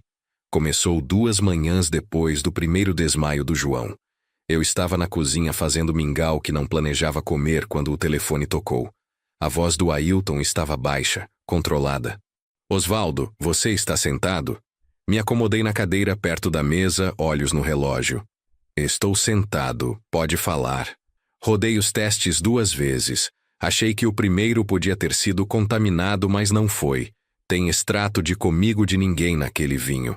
Suficiente para mandar alguém com problemas cardíacos direto para a UTI. Você disse que o João tem marca-passo, certo? Tem, respondi. Minha boca estava seca. E eu tenho meu coração problemático. Você sabe disso. É por isso que estou ligando para você antes de ligar para o Ferreira. Isso não é acidental, Osvaldo. Os níveis são precisos demais. Alguém sabia exatamente o que estava fazendo. Deixei isso assentar. O zumbido da geladeira soava como um tom de aviso. Pode ligar para ele precisa saber agora. Vou mandar o relatório. Mantenha seu telefone por perto. No momento que desliguei, olhei para a caixa à prova de fogo no canto da sala. Vinha guardando as pequenas coisas. Datas, cópias de mensagens, fotos da garrafa. Agora o frasco plástico com a amostra de vinho. Tirei um cartão novo. Ailton confirmou veneno. 8h43. Ligação para Ferreira pendente. Escrevi devagar, cada palavra um prego. Quando pus a caneta no lugar, o telefone estava tocando de novo. Senhor Osvaldo, Ferreira disse. Acabei de sair do telefone com o Ailton. Estou indo para sua casa agora. Vamos precisar da garrafa original. Qualquer embalagem e sua declaração. Você se sente confortável comigo levando como evidência? Não quero isso na minha casa nem mais 1 minuto, respondi. Ele chegou em menos de 15 minutos, sozinho desta vez. Vestia roupas comuns, jaqueta escura e jeans, mas a placa ainda estava no cinto. Onde está? Perguntou, nem sentando. Apontei para o armário onde tinha guardado desde o dia que chegou. Ele pôs luvas, levantou a garrafa com as 2 mãos como se fosse uma granada não explodida. Você não abriu? Não. Nem quebrei o lacre. Achei que daria para o João e deixaria ele decidir. Ferreira inspecionou o rótulo, a cera do topo e o número de série gravado. Essas edições limitadas são frequentemente rastreadas através de distribuidores. Se o Leonardo comprou ele mesmo, podemos conseguir seguir a trilha de papel. Se ele teve alguém mais para conseguir, ele pausou, os olhos se estreitando. Essa pessoa é tão culpada quanto ele. Sentamos na mesa enquanto repassei tudo. O presente do Leonardo, a caligrafia, minha decisão de passar para o João. Contei sobre as últimas palavras que Leonardo tinha dito para mim antes do silêncio. Um dia, você vai se arrepender de ficar do lado dele em vez do meu. Ferreira anotou palavra por palavra. Isso é importante. Mostra motivo. Ressentimento. Motivo não é novo, respondi. Método é. Mais tarde naquela tarde fui ver João. Ele estava sentado, pálido, mas alerta, a TV no baixo. Carmen estava ao lado tricotando algo azul escuro. Encontraram alguma coisa no vinho, contei quieto. João como armazenamento ruim, como veneno, respondi. Comigo de ninguém. Ailton testou 2 vezes. As mãos da Carmen congelaram no meio do ponto. Osvaldo, sinto muito, disse. Eu não sabia. Deus me ajude. Eu não sabia. João balançou a cabeça. Não se culpe. Você não despejou lá dentro. Não, respondi. Mas coloquei nas suas mãos. Dirigindo para casa naquela noite, o peso no meu peito não era só da minha condição cardíaca. Era saber que cada quilômetro que dirigia era um quilômetro mais perto do que viria depois. Leonardo tinha cruzado uma linha que você não volta a cruzar, não só comigo, mas com o pai da própria esposa. Num sinal vermelho, me peguei apertando o volante tão forte que meus nós dos dedos estavam brancos. Pensei no dia que ele nasceu, na primeira vez que ele envolveu a mãozinha minúscula em volta do meu dedo. E pensei na mão que tinha escrito aquelas palavras frias no pacote. No dia seguinte, Ailton ligou de novo. Osvaldo, cavei um pouco mais fundo. Comigo de ninguém não é exatamente comum em quantidade. Há controles agrícolas. Alguém teve que cultivar ou conseguir de uma fonte controlada. Então não é apenas alguma planta selvagem que ele catou na beira da estrada. Não. E o jeito que foi processado, extraído, reduzido, misturado no vinho. É trabalho cuidadoso, como alguém testando quanto poderia usar sem mudar o sabor. Esse detalhe me gelou mais que qualquer coisa. Testar significava prática, e prática significava intenção.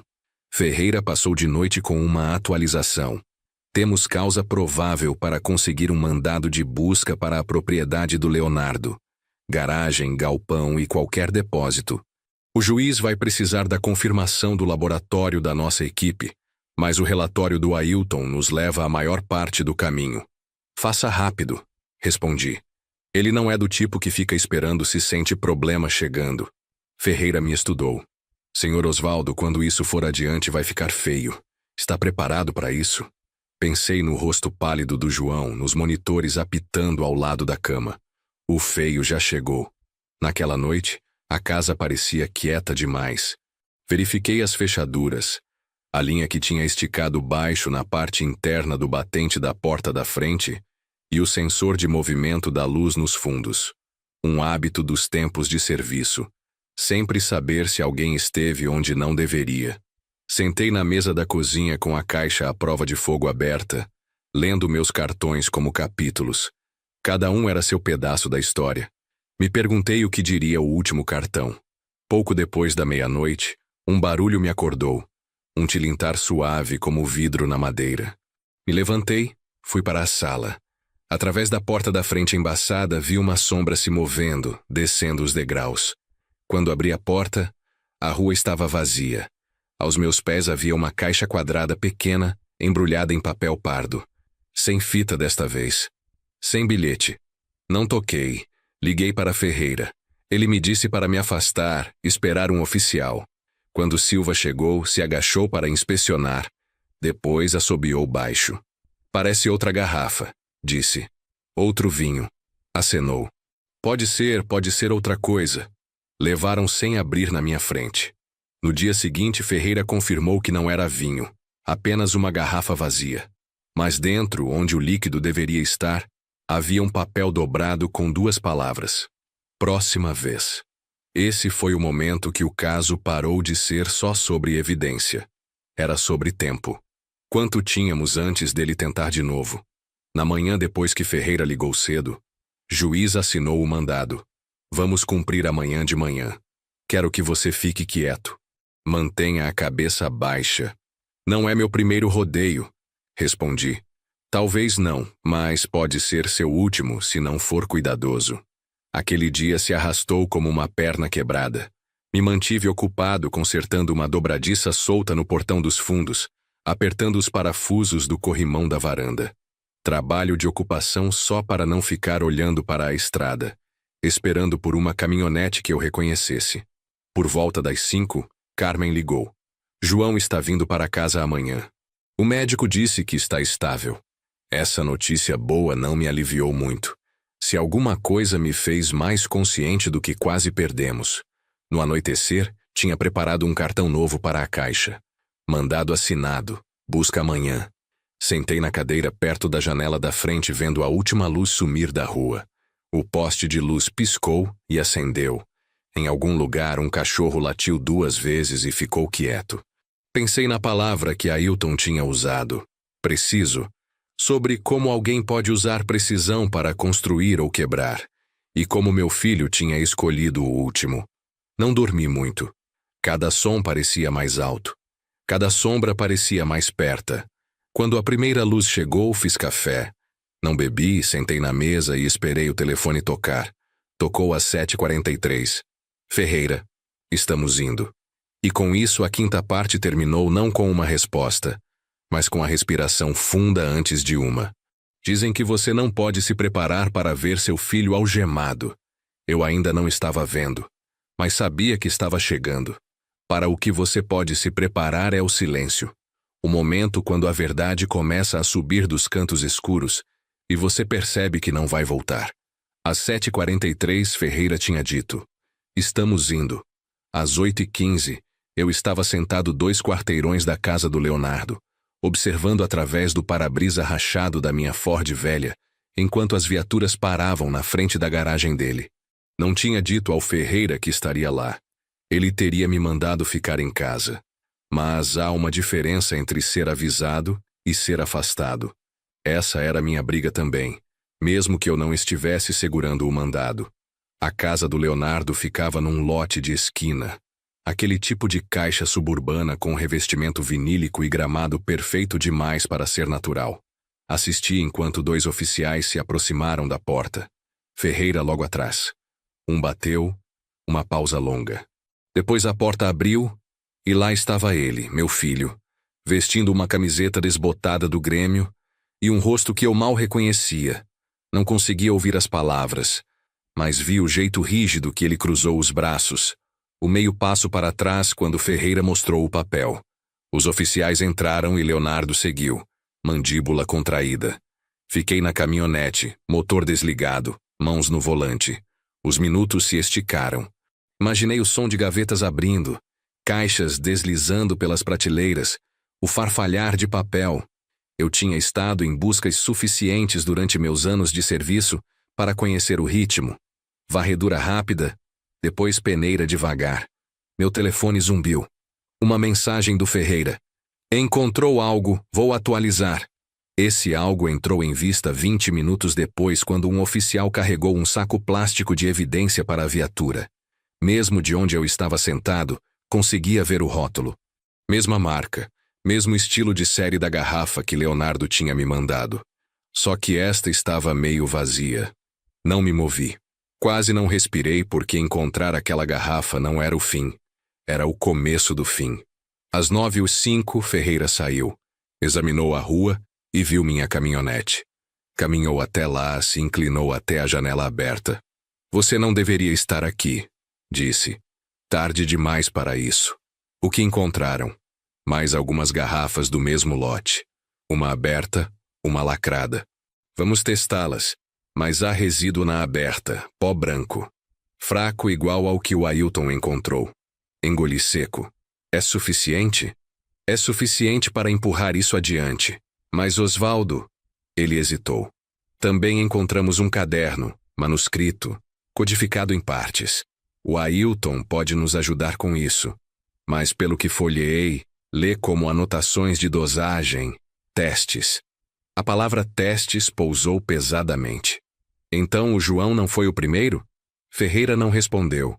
Não precisou. Me recostei, olhos na casa. Lá dentro, em algum lugar, estava o menino que eu tinha ensinado a andar de bicicleta. O adolescente que eu tinha levado para o primeiro emprego. O jovem que eu tinha ficado ao lado quando casou com Fernanda. E agora havia um homem que mantinha anotações de dosagem. Um homem que podia ter sido a razão do João quase morrer. O rádio do Ferreira estalou. Ele se endireitou. Estão trazendo ele para fora. Tem certeza que quer ver isso? Já vi suficiente, respondi. Mas não dirigi embora. A porta da frente abriu. Leonardo saiu flanqueado por 2 oficiais. Os pulsos estavam algemados na frente, o queixo alto, olhos frios. Ele examinou a rua até pousarem em mim. Nossos olhos se travaram. Sem palavras, sem aceno. Apenas aquele olhar. O tipo que você dá para alguém que você uma vez conheceu, mas não reivindica mais. Colocaram ele no banco de trás da viatura. Fiquei parado até o carro sair. A reflexão do sol da manhã pegando no vidro. Ferreira voltou. Ele está indo para o centro. Vamos fichá-lo, começar a entrevista. Provavelmente vai pedir advogado. Sei disso, respondi. E o caderno? Vou fazer uma cópia antes de ir para a evidência completa. Se estiver disposto, você pode dar uma olhada, ver se alguma das datas combina com algo que lembra. Naquela tarde, na delegacia, Ferreira pôs o caderno na mesa entre nós. A caligrafia era do Leonardo. Voltas inconfundíveis no G, o jeito que ele pressionava forte o suficiente para marcar a página. Algumas entradas eram datadas com números ao lado. Outras eram símbolos. Um triângulo, uma barra, um asterisco. Ailton se juntou via viva voz, a voz estalando pela linha. Esse triângulo, isso é a abreviação para meia dose em alguns círculos veterinários. E o asterisco normalmente significa observar para efeito atrasado. Virei para uma página datada de 6 meses atrás. Ao lado da data, havia uma palavra só: teste. Depois um triângulo, depois JH. Meu estômago revirou. JH. João Henrique. Ferreira anotou. Então ele está pensando nisso há meses. 2 páginas depois, vi outro conjunto de iniciais. OS. As minhas. Ao lado, nenhum triângulo, nenhuma meia dose. Apenas um número sólido maior que os outros. A voz do Ailton estava quieta. Essa é uma dose letal, Osvaldo. Por um momento a sala inclinou. Me firmei com uma mão na mesa. Então o João não era o único alvo. Não, Ferreira disse. Você era o outro. Dirigi para casa em silêncio. As imagens do caderno queimaram na minha mente. Cada refeição, cada bebida que eu tinha tido no último ano repassou na minha cabeça, procurando momentos em que ele poderia ter agido. Pensei naquela garrafa de vinho sentada no meu armário por dias, antes de eu dar para o João. Pensei no que teria acontecido se eu tivesse decidido beber apenas uma taça pelos velhos tempos. No anoitecer, o noticiário local tinha a história. Homem local preso em suposta tentativa de envenenamento. Não usaram o nome do Leonardo ainda, mas a descrição era suficiente para qualquer um que nos conhecesse preencher as lacunas. Carmen ligou. Os vizinhos estão falando. O João está furioso. Diz que se o Leonardo mostrar a cara na casa de novo, ele vai... Ela pausou. Você está bem? Não muito, mas não estou morto. Já é alguma coisa. Naquela noite, abri a caixa à prova de fogo de novo, adicionei um cartão novo. Iniciais, US, no caderno. Dose letal. Deslizei ao lado dos outros. A caixa estava ficando cheia. Sentei na varanda, o ar pesado com o calor do verão, pensando na diferença entre justiça e encerramento. Justiça pode vir num tribunal. Encerramento, isso é mais complicado. 2 dias depois, Ferreira ligou cedo. Osvaldo, o advogado está tentando um acordo. Alega que o Leonardo não sabia que o vinho estava adulterado, que comprou de um amigo e não verificou. Mas com o caderno, isso é uma venda difícil. O que acontece se ele fizer um acordo? Sentença mais leve. Talvez sem julgamento, mas ainda tempo de cadeia. A pergunta é: você quer vê-lo no tribunal? Olhei para a rua, a mesma onde Leonardo tinha aprendido a andar de bicicleta, e pensei no peso da minha resposta. Dizem que todo homem tem uma linha que não vai cruzar. Eu costumava pensar que a minha era família. Não importava o que Leonardo fizesse, me disse que nunca o empurraria tão longe que ele não conseguisse achar o caminho de volta. Mas isso foi antes do vinho, antes do João numa cama de hospital, antes de encontrar minhas iniciais naquele caderno ao lado de um número que significa que você não acorda. Agora a linha parecia uma marca de giz na chuva, sumindo rápido. Na manhã depois que Ferreira ligou, não saí da cama imediatamente. O ventilador de teto fazia tique devagar no alto e minha mente continuava circulando o mesmo pensamento. Se eu disser sim para um julgamento, vou ser o homem que pôs o filho na cadeia por muito, muito tempo. Se eu disser não, vou ser o homem que deixou ele andar depois de tentar me matar. De qualquer jeito, não há volta. Às 9 da manhã, estava na delegacia. Ferreira estava na sala de interrogatório, inclinado sobre uma pilha de papéis. Do outro lado dele sentou o advogado do Leonardo, um homem magro com cabelo prateado e uma expressão como se já tivesse ganho. Leonardo não estava lá. Tinham mantido ele na detenção. Ferreira me acenou para entrar. Osvaldo, este é Dr. Menezes. Menezes se levantou, apertou minha mão, o aperto seco e calculado. Senhor Osvaldo, agradeço por vir. Acho que podemos resolver isso de um jeito que poupe todo mundo do desagrado de um julgamento. Sentei. Quer dizer de um jeito que poupe o Leonardo? O sorriso dele não vacilou. Ele está preparado para admitir mau manejo da garrafa. Descuido, não malícia. Em troca, acusações reduzidas sem tentativa de homicídio. Ele cumpriria algum tempo, mas não muito. E o caderno? Perguntei. Um exercício em paranoia. Menezes disse suavemente. Nossa posição é que é ficção. Rabiscos, nada mais. Olhei para Ferreira. Ele não disse uma palavra, mas sua mandíbula contraiu. Me recostei. Sabe como é ler suas iniciais ao lado de uma dose letal, Dr. Menezes? Ver isso escrito pelo garoto que você ensinou a pescar, aquele que você dirigiu pelo estado inteiro para que pudesse tentar entrar no primeiro time de futebol. Pela primeira vez, o olhar do Menezes baixou. Estamos falando sobre evitar um espetáculo público, Sr. Osvaldo. Deixei o silêncio se esticar. O relógio de parede fazia tique mais alto. Finalmente disse, vou pensar nisso. E saí. No corredor, Ferreira me alcançou. Você não tem que decidir hoje, mas Osvaldo, se for para julgamento, temos o suficiente para fazer colar. O promotor está pronto para apresentar as acusações completas. O que você faria? Perguntei. Ferreira suspirou. Não tenho interesse pessoal no seu jogo, mas se fosse eu, garantiria que a próxima pessoa para quem ele oferece uma bebida não acabe no chão. Naquela noite, meu telefone tocou. Era João Henrique. A voz ainda estava fraca, mas firme. Osvaldo soube do acordo que estão oferecendo para ele. Palavra espalha rápido. Você não pode aceitar, João disse. Não, me escute. Se aceitar, ele vai achar que pode voltar de qualquer coisa. Da próxima vez não vai ser vinho. Vai ser algo que ninguém pega a tempo. Talvez seja você, talvez seja outra pessoa que ele decidiu que não merece estar aqui. Fechei os olhos. A verdade na voz dele era como pedregulho. Áspera, mas sólida.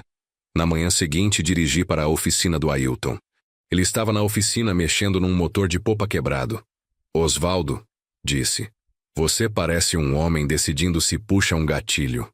Algo assim. Sentamos em baldes virados, o cheiro de óleo grosso no ar.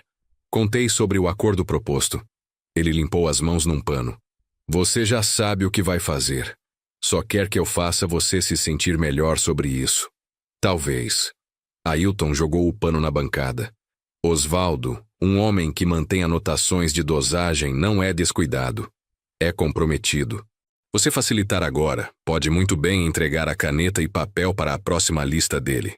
Naquela tarde, dirigi passando pela casa do Leonardo. As persianas estavam fechadas, a garagem vazia.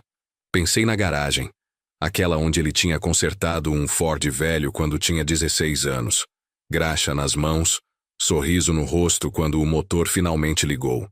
Na época, pensei que significava que ele podia construir algo duradouro. Agora me perguntava se foi apenas o primeiro sinal de que ele podia desmontar coisas. Em casa, abri a caixa à prova de fogo de novo. Os cartões estavam todos lá. Nome do João, os resultados de laboratório, a página do caderno com OS. Pus eles como uma mão de pôquer ruim. Depois imaginei empurrando eles de volta e trancando a caixa, fingindo que não importavam. Mas a verdade era que importavam mais que qualquer coisa. A decisão veio como uma porta clicando fechada. Liguei para Ferreira. Diga ao promotor que vou testemunhar. Acusações completas. Ele não disse bom homem ou está fazendo a coisa certa. Apenas disse entendido. E isso foi suficiente. 3 dias depois, a audiência foi marcada. Moções pré-julgamento, listas de evidência, preparação de testemunhas. Menezes apresentou objeções para metade, mas o juiz rejeitou a maioria. Quando trouxeram Leonardo para o tribunal pela primeira vez, ele examinou a sala e me encontrou. Os olhos dele não amoleceram. Se alguma coisa, se afiaram como se eu tivesse acabado de fazer sua lista de novo. Segurei o olhar dele porque talvez eu tivesse feito. Chamam de tribunal, mas para mim parecia um campo minado. Cada palavra, cada olhar podia explodir na sua cara. Tinha entrado pensando que a verdade se sustentaria sozinha. Depois vi o jeito que o advogado do Leonardo estava sorrindo para mim, como se já soubesse onde eu ia pisar e quão forte ia cair.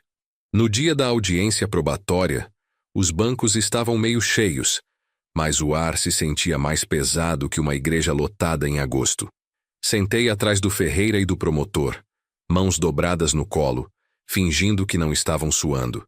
Leonardo entrou vestindo o uniforme laranja do presídio, pulsos algemados. Não olhou para mim no começo. Depois olhou, tempo suficiente para deixar os cantos da boca se contraírem, não num sorriso, mas em algo mais frio. Me lembrei de por que estava ali. A cama de hospital do João, o relatório do laboratório, aquele maldito caderno. O juiz nos chamou à ordem. Ferreira subiu à tribuna primeiro, profissional e claro, conduzindo o tribunal através de como a garrafa tinha sido recebida, testada e confirmada como envenenada. Menezes objetou 2 vezes alegando falta de cadeia de custódia, mas o juiz rejeitou ambas. Depois chegou minha vez. O oficial me jurou. Sentei, o microfone perto o suficiente para eu ouvir minha respiração. O promotor começou com perguntas fáceis. Meu nome, minha idade, onde morava e minha relação com o réu. Sim, Leonardo é meu filho, disse. E soou estranho no ar aberto, como se pertencesse à vida de outra pessoa. O promotor me guiou até o dia do presente. Contei direto. O pacote, a caligrafia, a decisão de dar para o João. Como João acabou no hospital. Como Ailton testou a garrafa. Mantive o tom uniforme como Ferreira me disse. Fique com os fatos. Deixe a evidência fazer o trabalho. Depois Menezes se levantou. Senhor Osvaldo, começou, voz suave como madeira polida. O senhor alega reconhecer a caligrafia do meu cliente no bilhete. Não alego.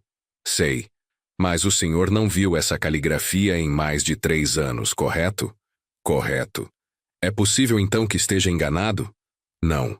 Ele se inclinou, uma mão no corrimão. Está dizendo a este tribunal que tem certeza, além de qualquer dúvida, de que a vida de um homem deveria ser arruinada, porque acha que um bilhete parece com a letra do seu filho? Senti a primeira labareda de calor no meu peito. Não acho. Sei.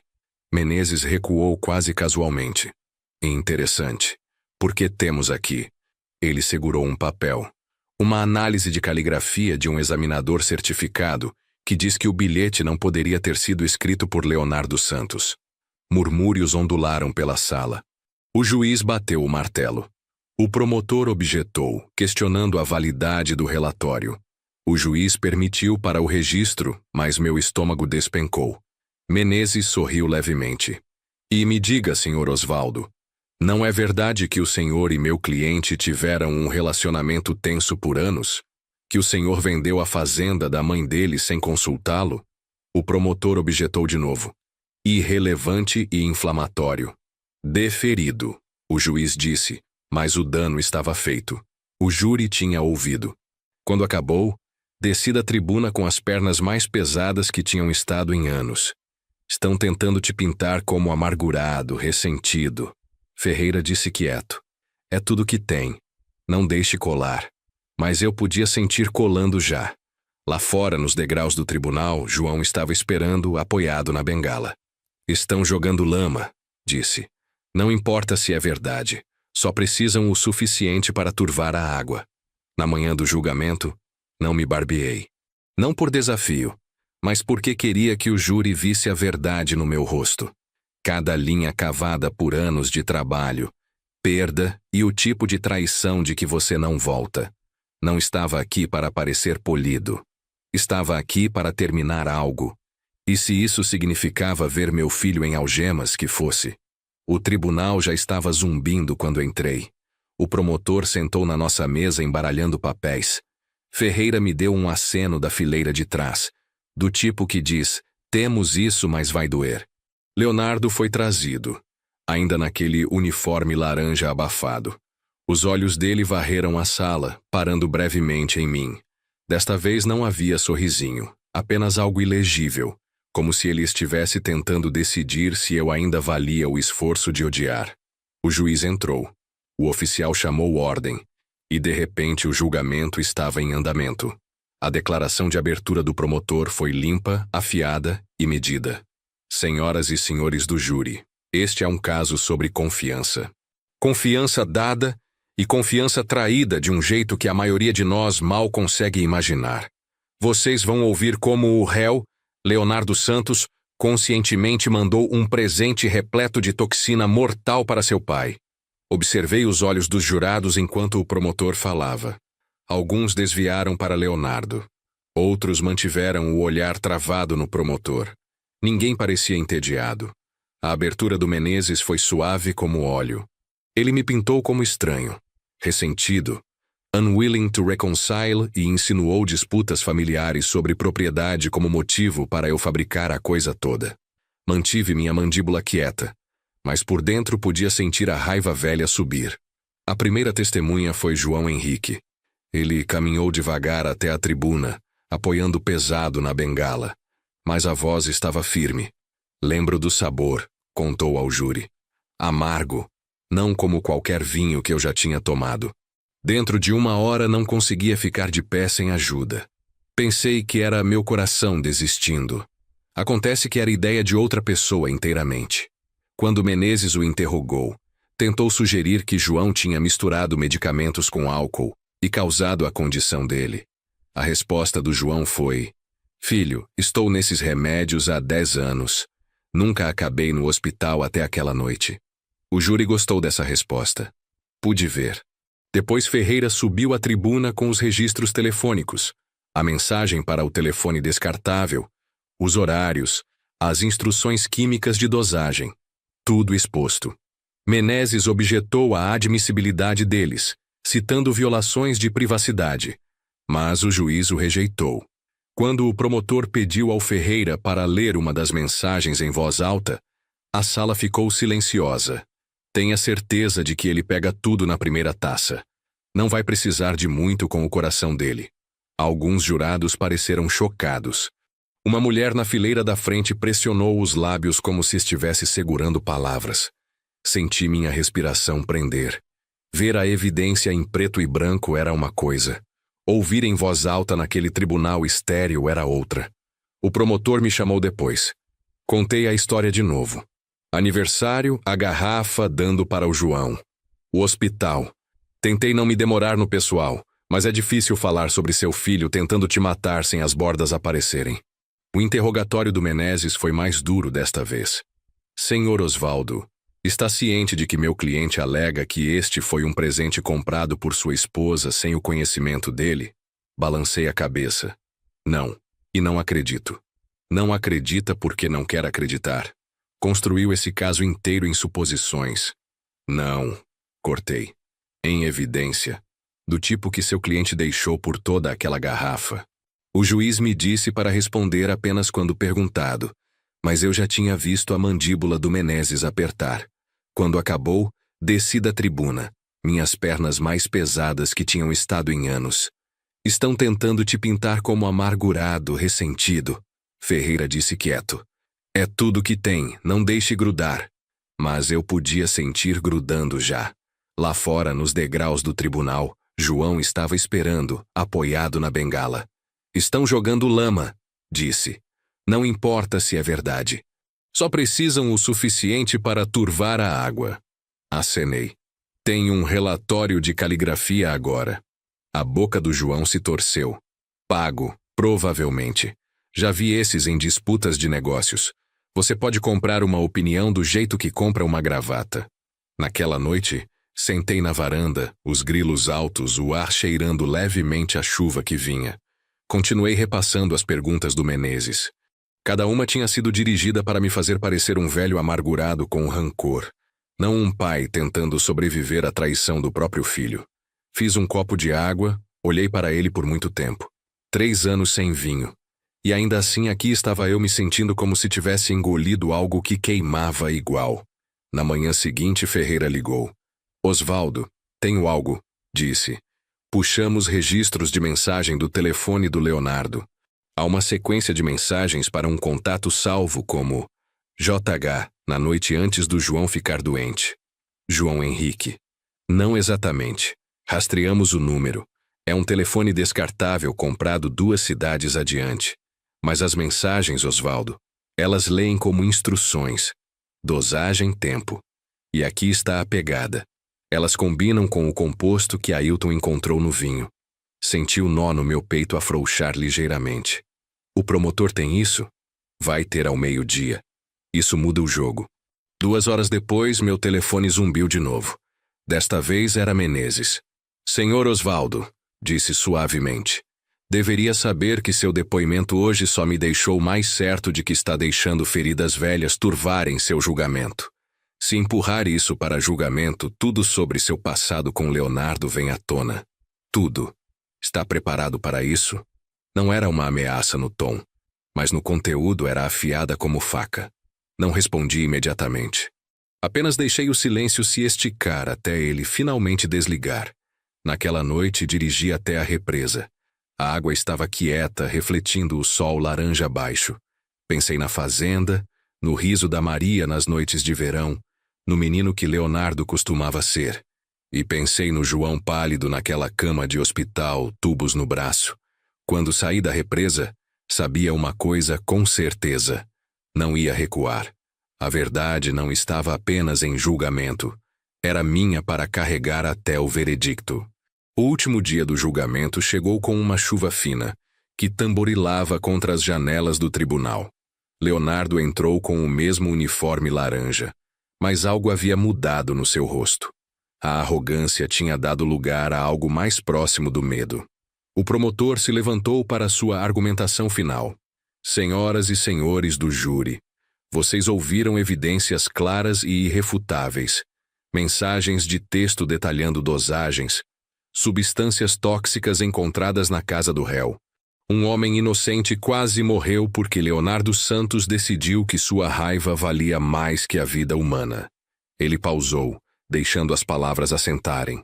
Não se deixem enganar por alegações de erro ou coincidência. Este foi um ato calculado de um homem que mantinha cadernos de dosagem letal. A única sorte aqui é que João Henrique sobreviveu para contar sua história. Menezes se levantou para sua defesa final, tentando uma última jogada. Meus senhores jurados, vocês viram um pai amargurado construir uma conspiração em cima de suspeitas. Onde está a prova direta? Onde está a evidência de que meu cliente realmente colocou alguma coisa naquela garrafa? Mas sua voz soava oca agora. As evidências eram pesadas demais. O júri se retirou às 14h30. Sentei nos bancos duros do corredor, as mãos entrelaçadas, esperando. João chegou e se sentou ao meu lado sem dizer nada. Fernanda apareceu 1 hora depois, os olhos vermelhos. Sinto muito por tudo isso, ela disse baixinho. Eu deveria ter visto os sinais. Ninguém vê até ser tarde demais, respondi. Às 17h15, o oficial nos chamou de volta. O júri havia decidido. Quanto ao crime de tentativa de homicídio, o presidente do júri leu. Consideramos o réu culpado. Quanto ao crime de posse de substância tóxica com intenção de causar dano, consideramos o réu culpado. Leonardo não se mexeu quando ouviu as palavras. Apenas ficou ali, olhando para a frente, como se estivesse assistindo a vida de outra pessoa desmoronar. O juiz marcou a sentença para 2 semanas depois. No dia da sentença, Leonardo finalmente falou. O juiz lhe deu a oportunidade de se dirigir ao tribunal antes de pronunciar a decisão. Ele se levantou, as algemas tilintando. Meritíssimo, disse, a voz mais fraca que eu havia ouvido em anos. Quero pedir desculpas ao meu pai e ao senhor João Henrique. Não tenho desculpas para o que fiz. A raiva, ela me consumiu. Olhou para mim pela primeira vez desde o início do julgamento. Pai, eu estava errado. Sobre tudo. O juiz o sentenciou a 15 anos de prisão, com possibilidade de liberdade condicional em 8. 3 meses após a sentença, recebi uma carta na prisão. A caligrafia era a mesma que eu havia reconhecido naquele primeiro bilhete, mas as palavras eram diferentes. Pai, Sei que não mereço perdão. Sei que quebrei algo que não pode ser consertado. Mas quero que saiba que finalmente entendo o que perdi. Não foi apenas sua confiança. Foi a chance de ser o homem que você tentou me ensinar a ser. Deixei a carta na mesa da cozinha por uma semana antes de decidir o que fazer com ela. João se recuperou completamente. A bengala foi guardada no armário depois de 2 meses, e ele voltou a subir no meu telhado sem ser chamado quando as telhas precisaram de reparo no inverno. Você vai visitá-lo? Perguntou uma tarde enquanto descíamos da escada. Ainda não sei, respondi. E era a verdade. Fernanda se divorciou 6 meses depois da sentença. Ela veio me ver antes de se mudar para outro estado. Ele escreveu para você? Perguntou. Escreveu.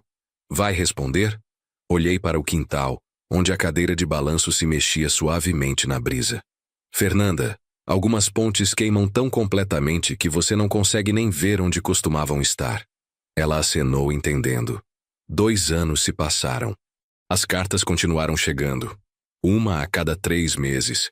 Sempre na mesma caligrafia, sempre pedindo não exatamente perdão, mas entendimento. Na 3ª carta, ele me contou sobre um programa na prisão onde estava ajudando outros prisioneiros a aprender a ler. Talvez seja pequeno, escreveu, mas é um começo para tentar consertar algo no mundo em vez de quebrar.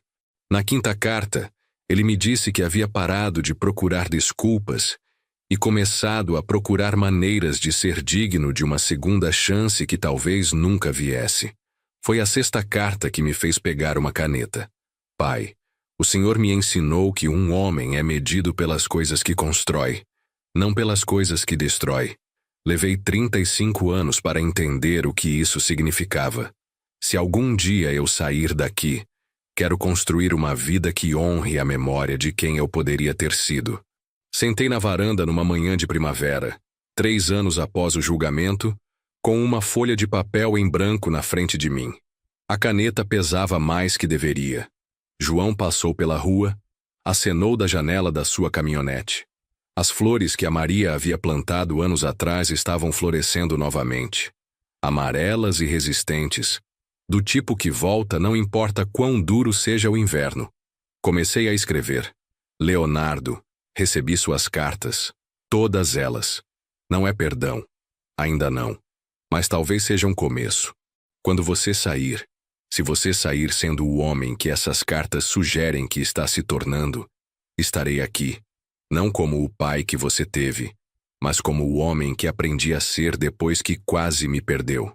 Dobrei a carta, coloquei no envelope e escrevi o endereço da prisão. Caminhei até a caixa de correio e parei com a mão na alça. Algumas pontes queimam completamente. Outras apenas ficam danificadas o suficiente para você ter que decidir se vale a pena tentar atravessar novamente. Abri a caixa e deixei a carta cair. O som que ela fez ao atingir o fundo foi pequeno, mas definitivo. Como uma semente tocando a terra, ou como uma porta se fechando suavemente, ou como um homem escolhendo esperança quando seria mais fácil escolher amargura. Voltei para a varanda e sentei na cadeira de balanço. Pela primeira vez em 3 anos, ela não rangeu quando se moveu. Apenas balançou, suave e silenciosa, como se soubesse que algumas histórias não terminam. Elas apenas encontram um lugar para descansar, até que a próxima parte esteja pronta para começar.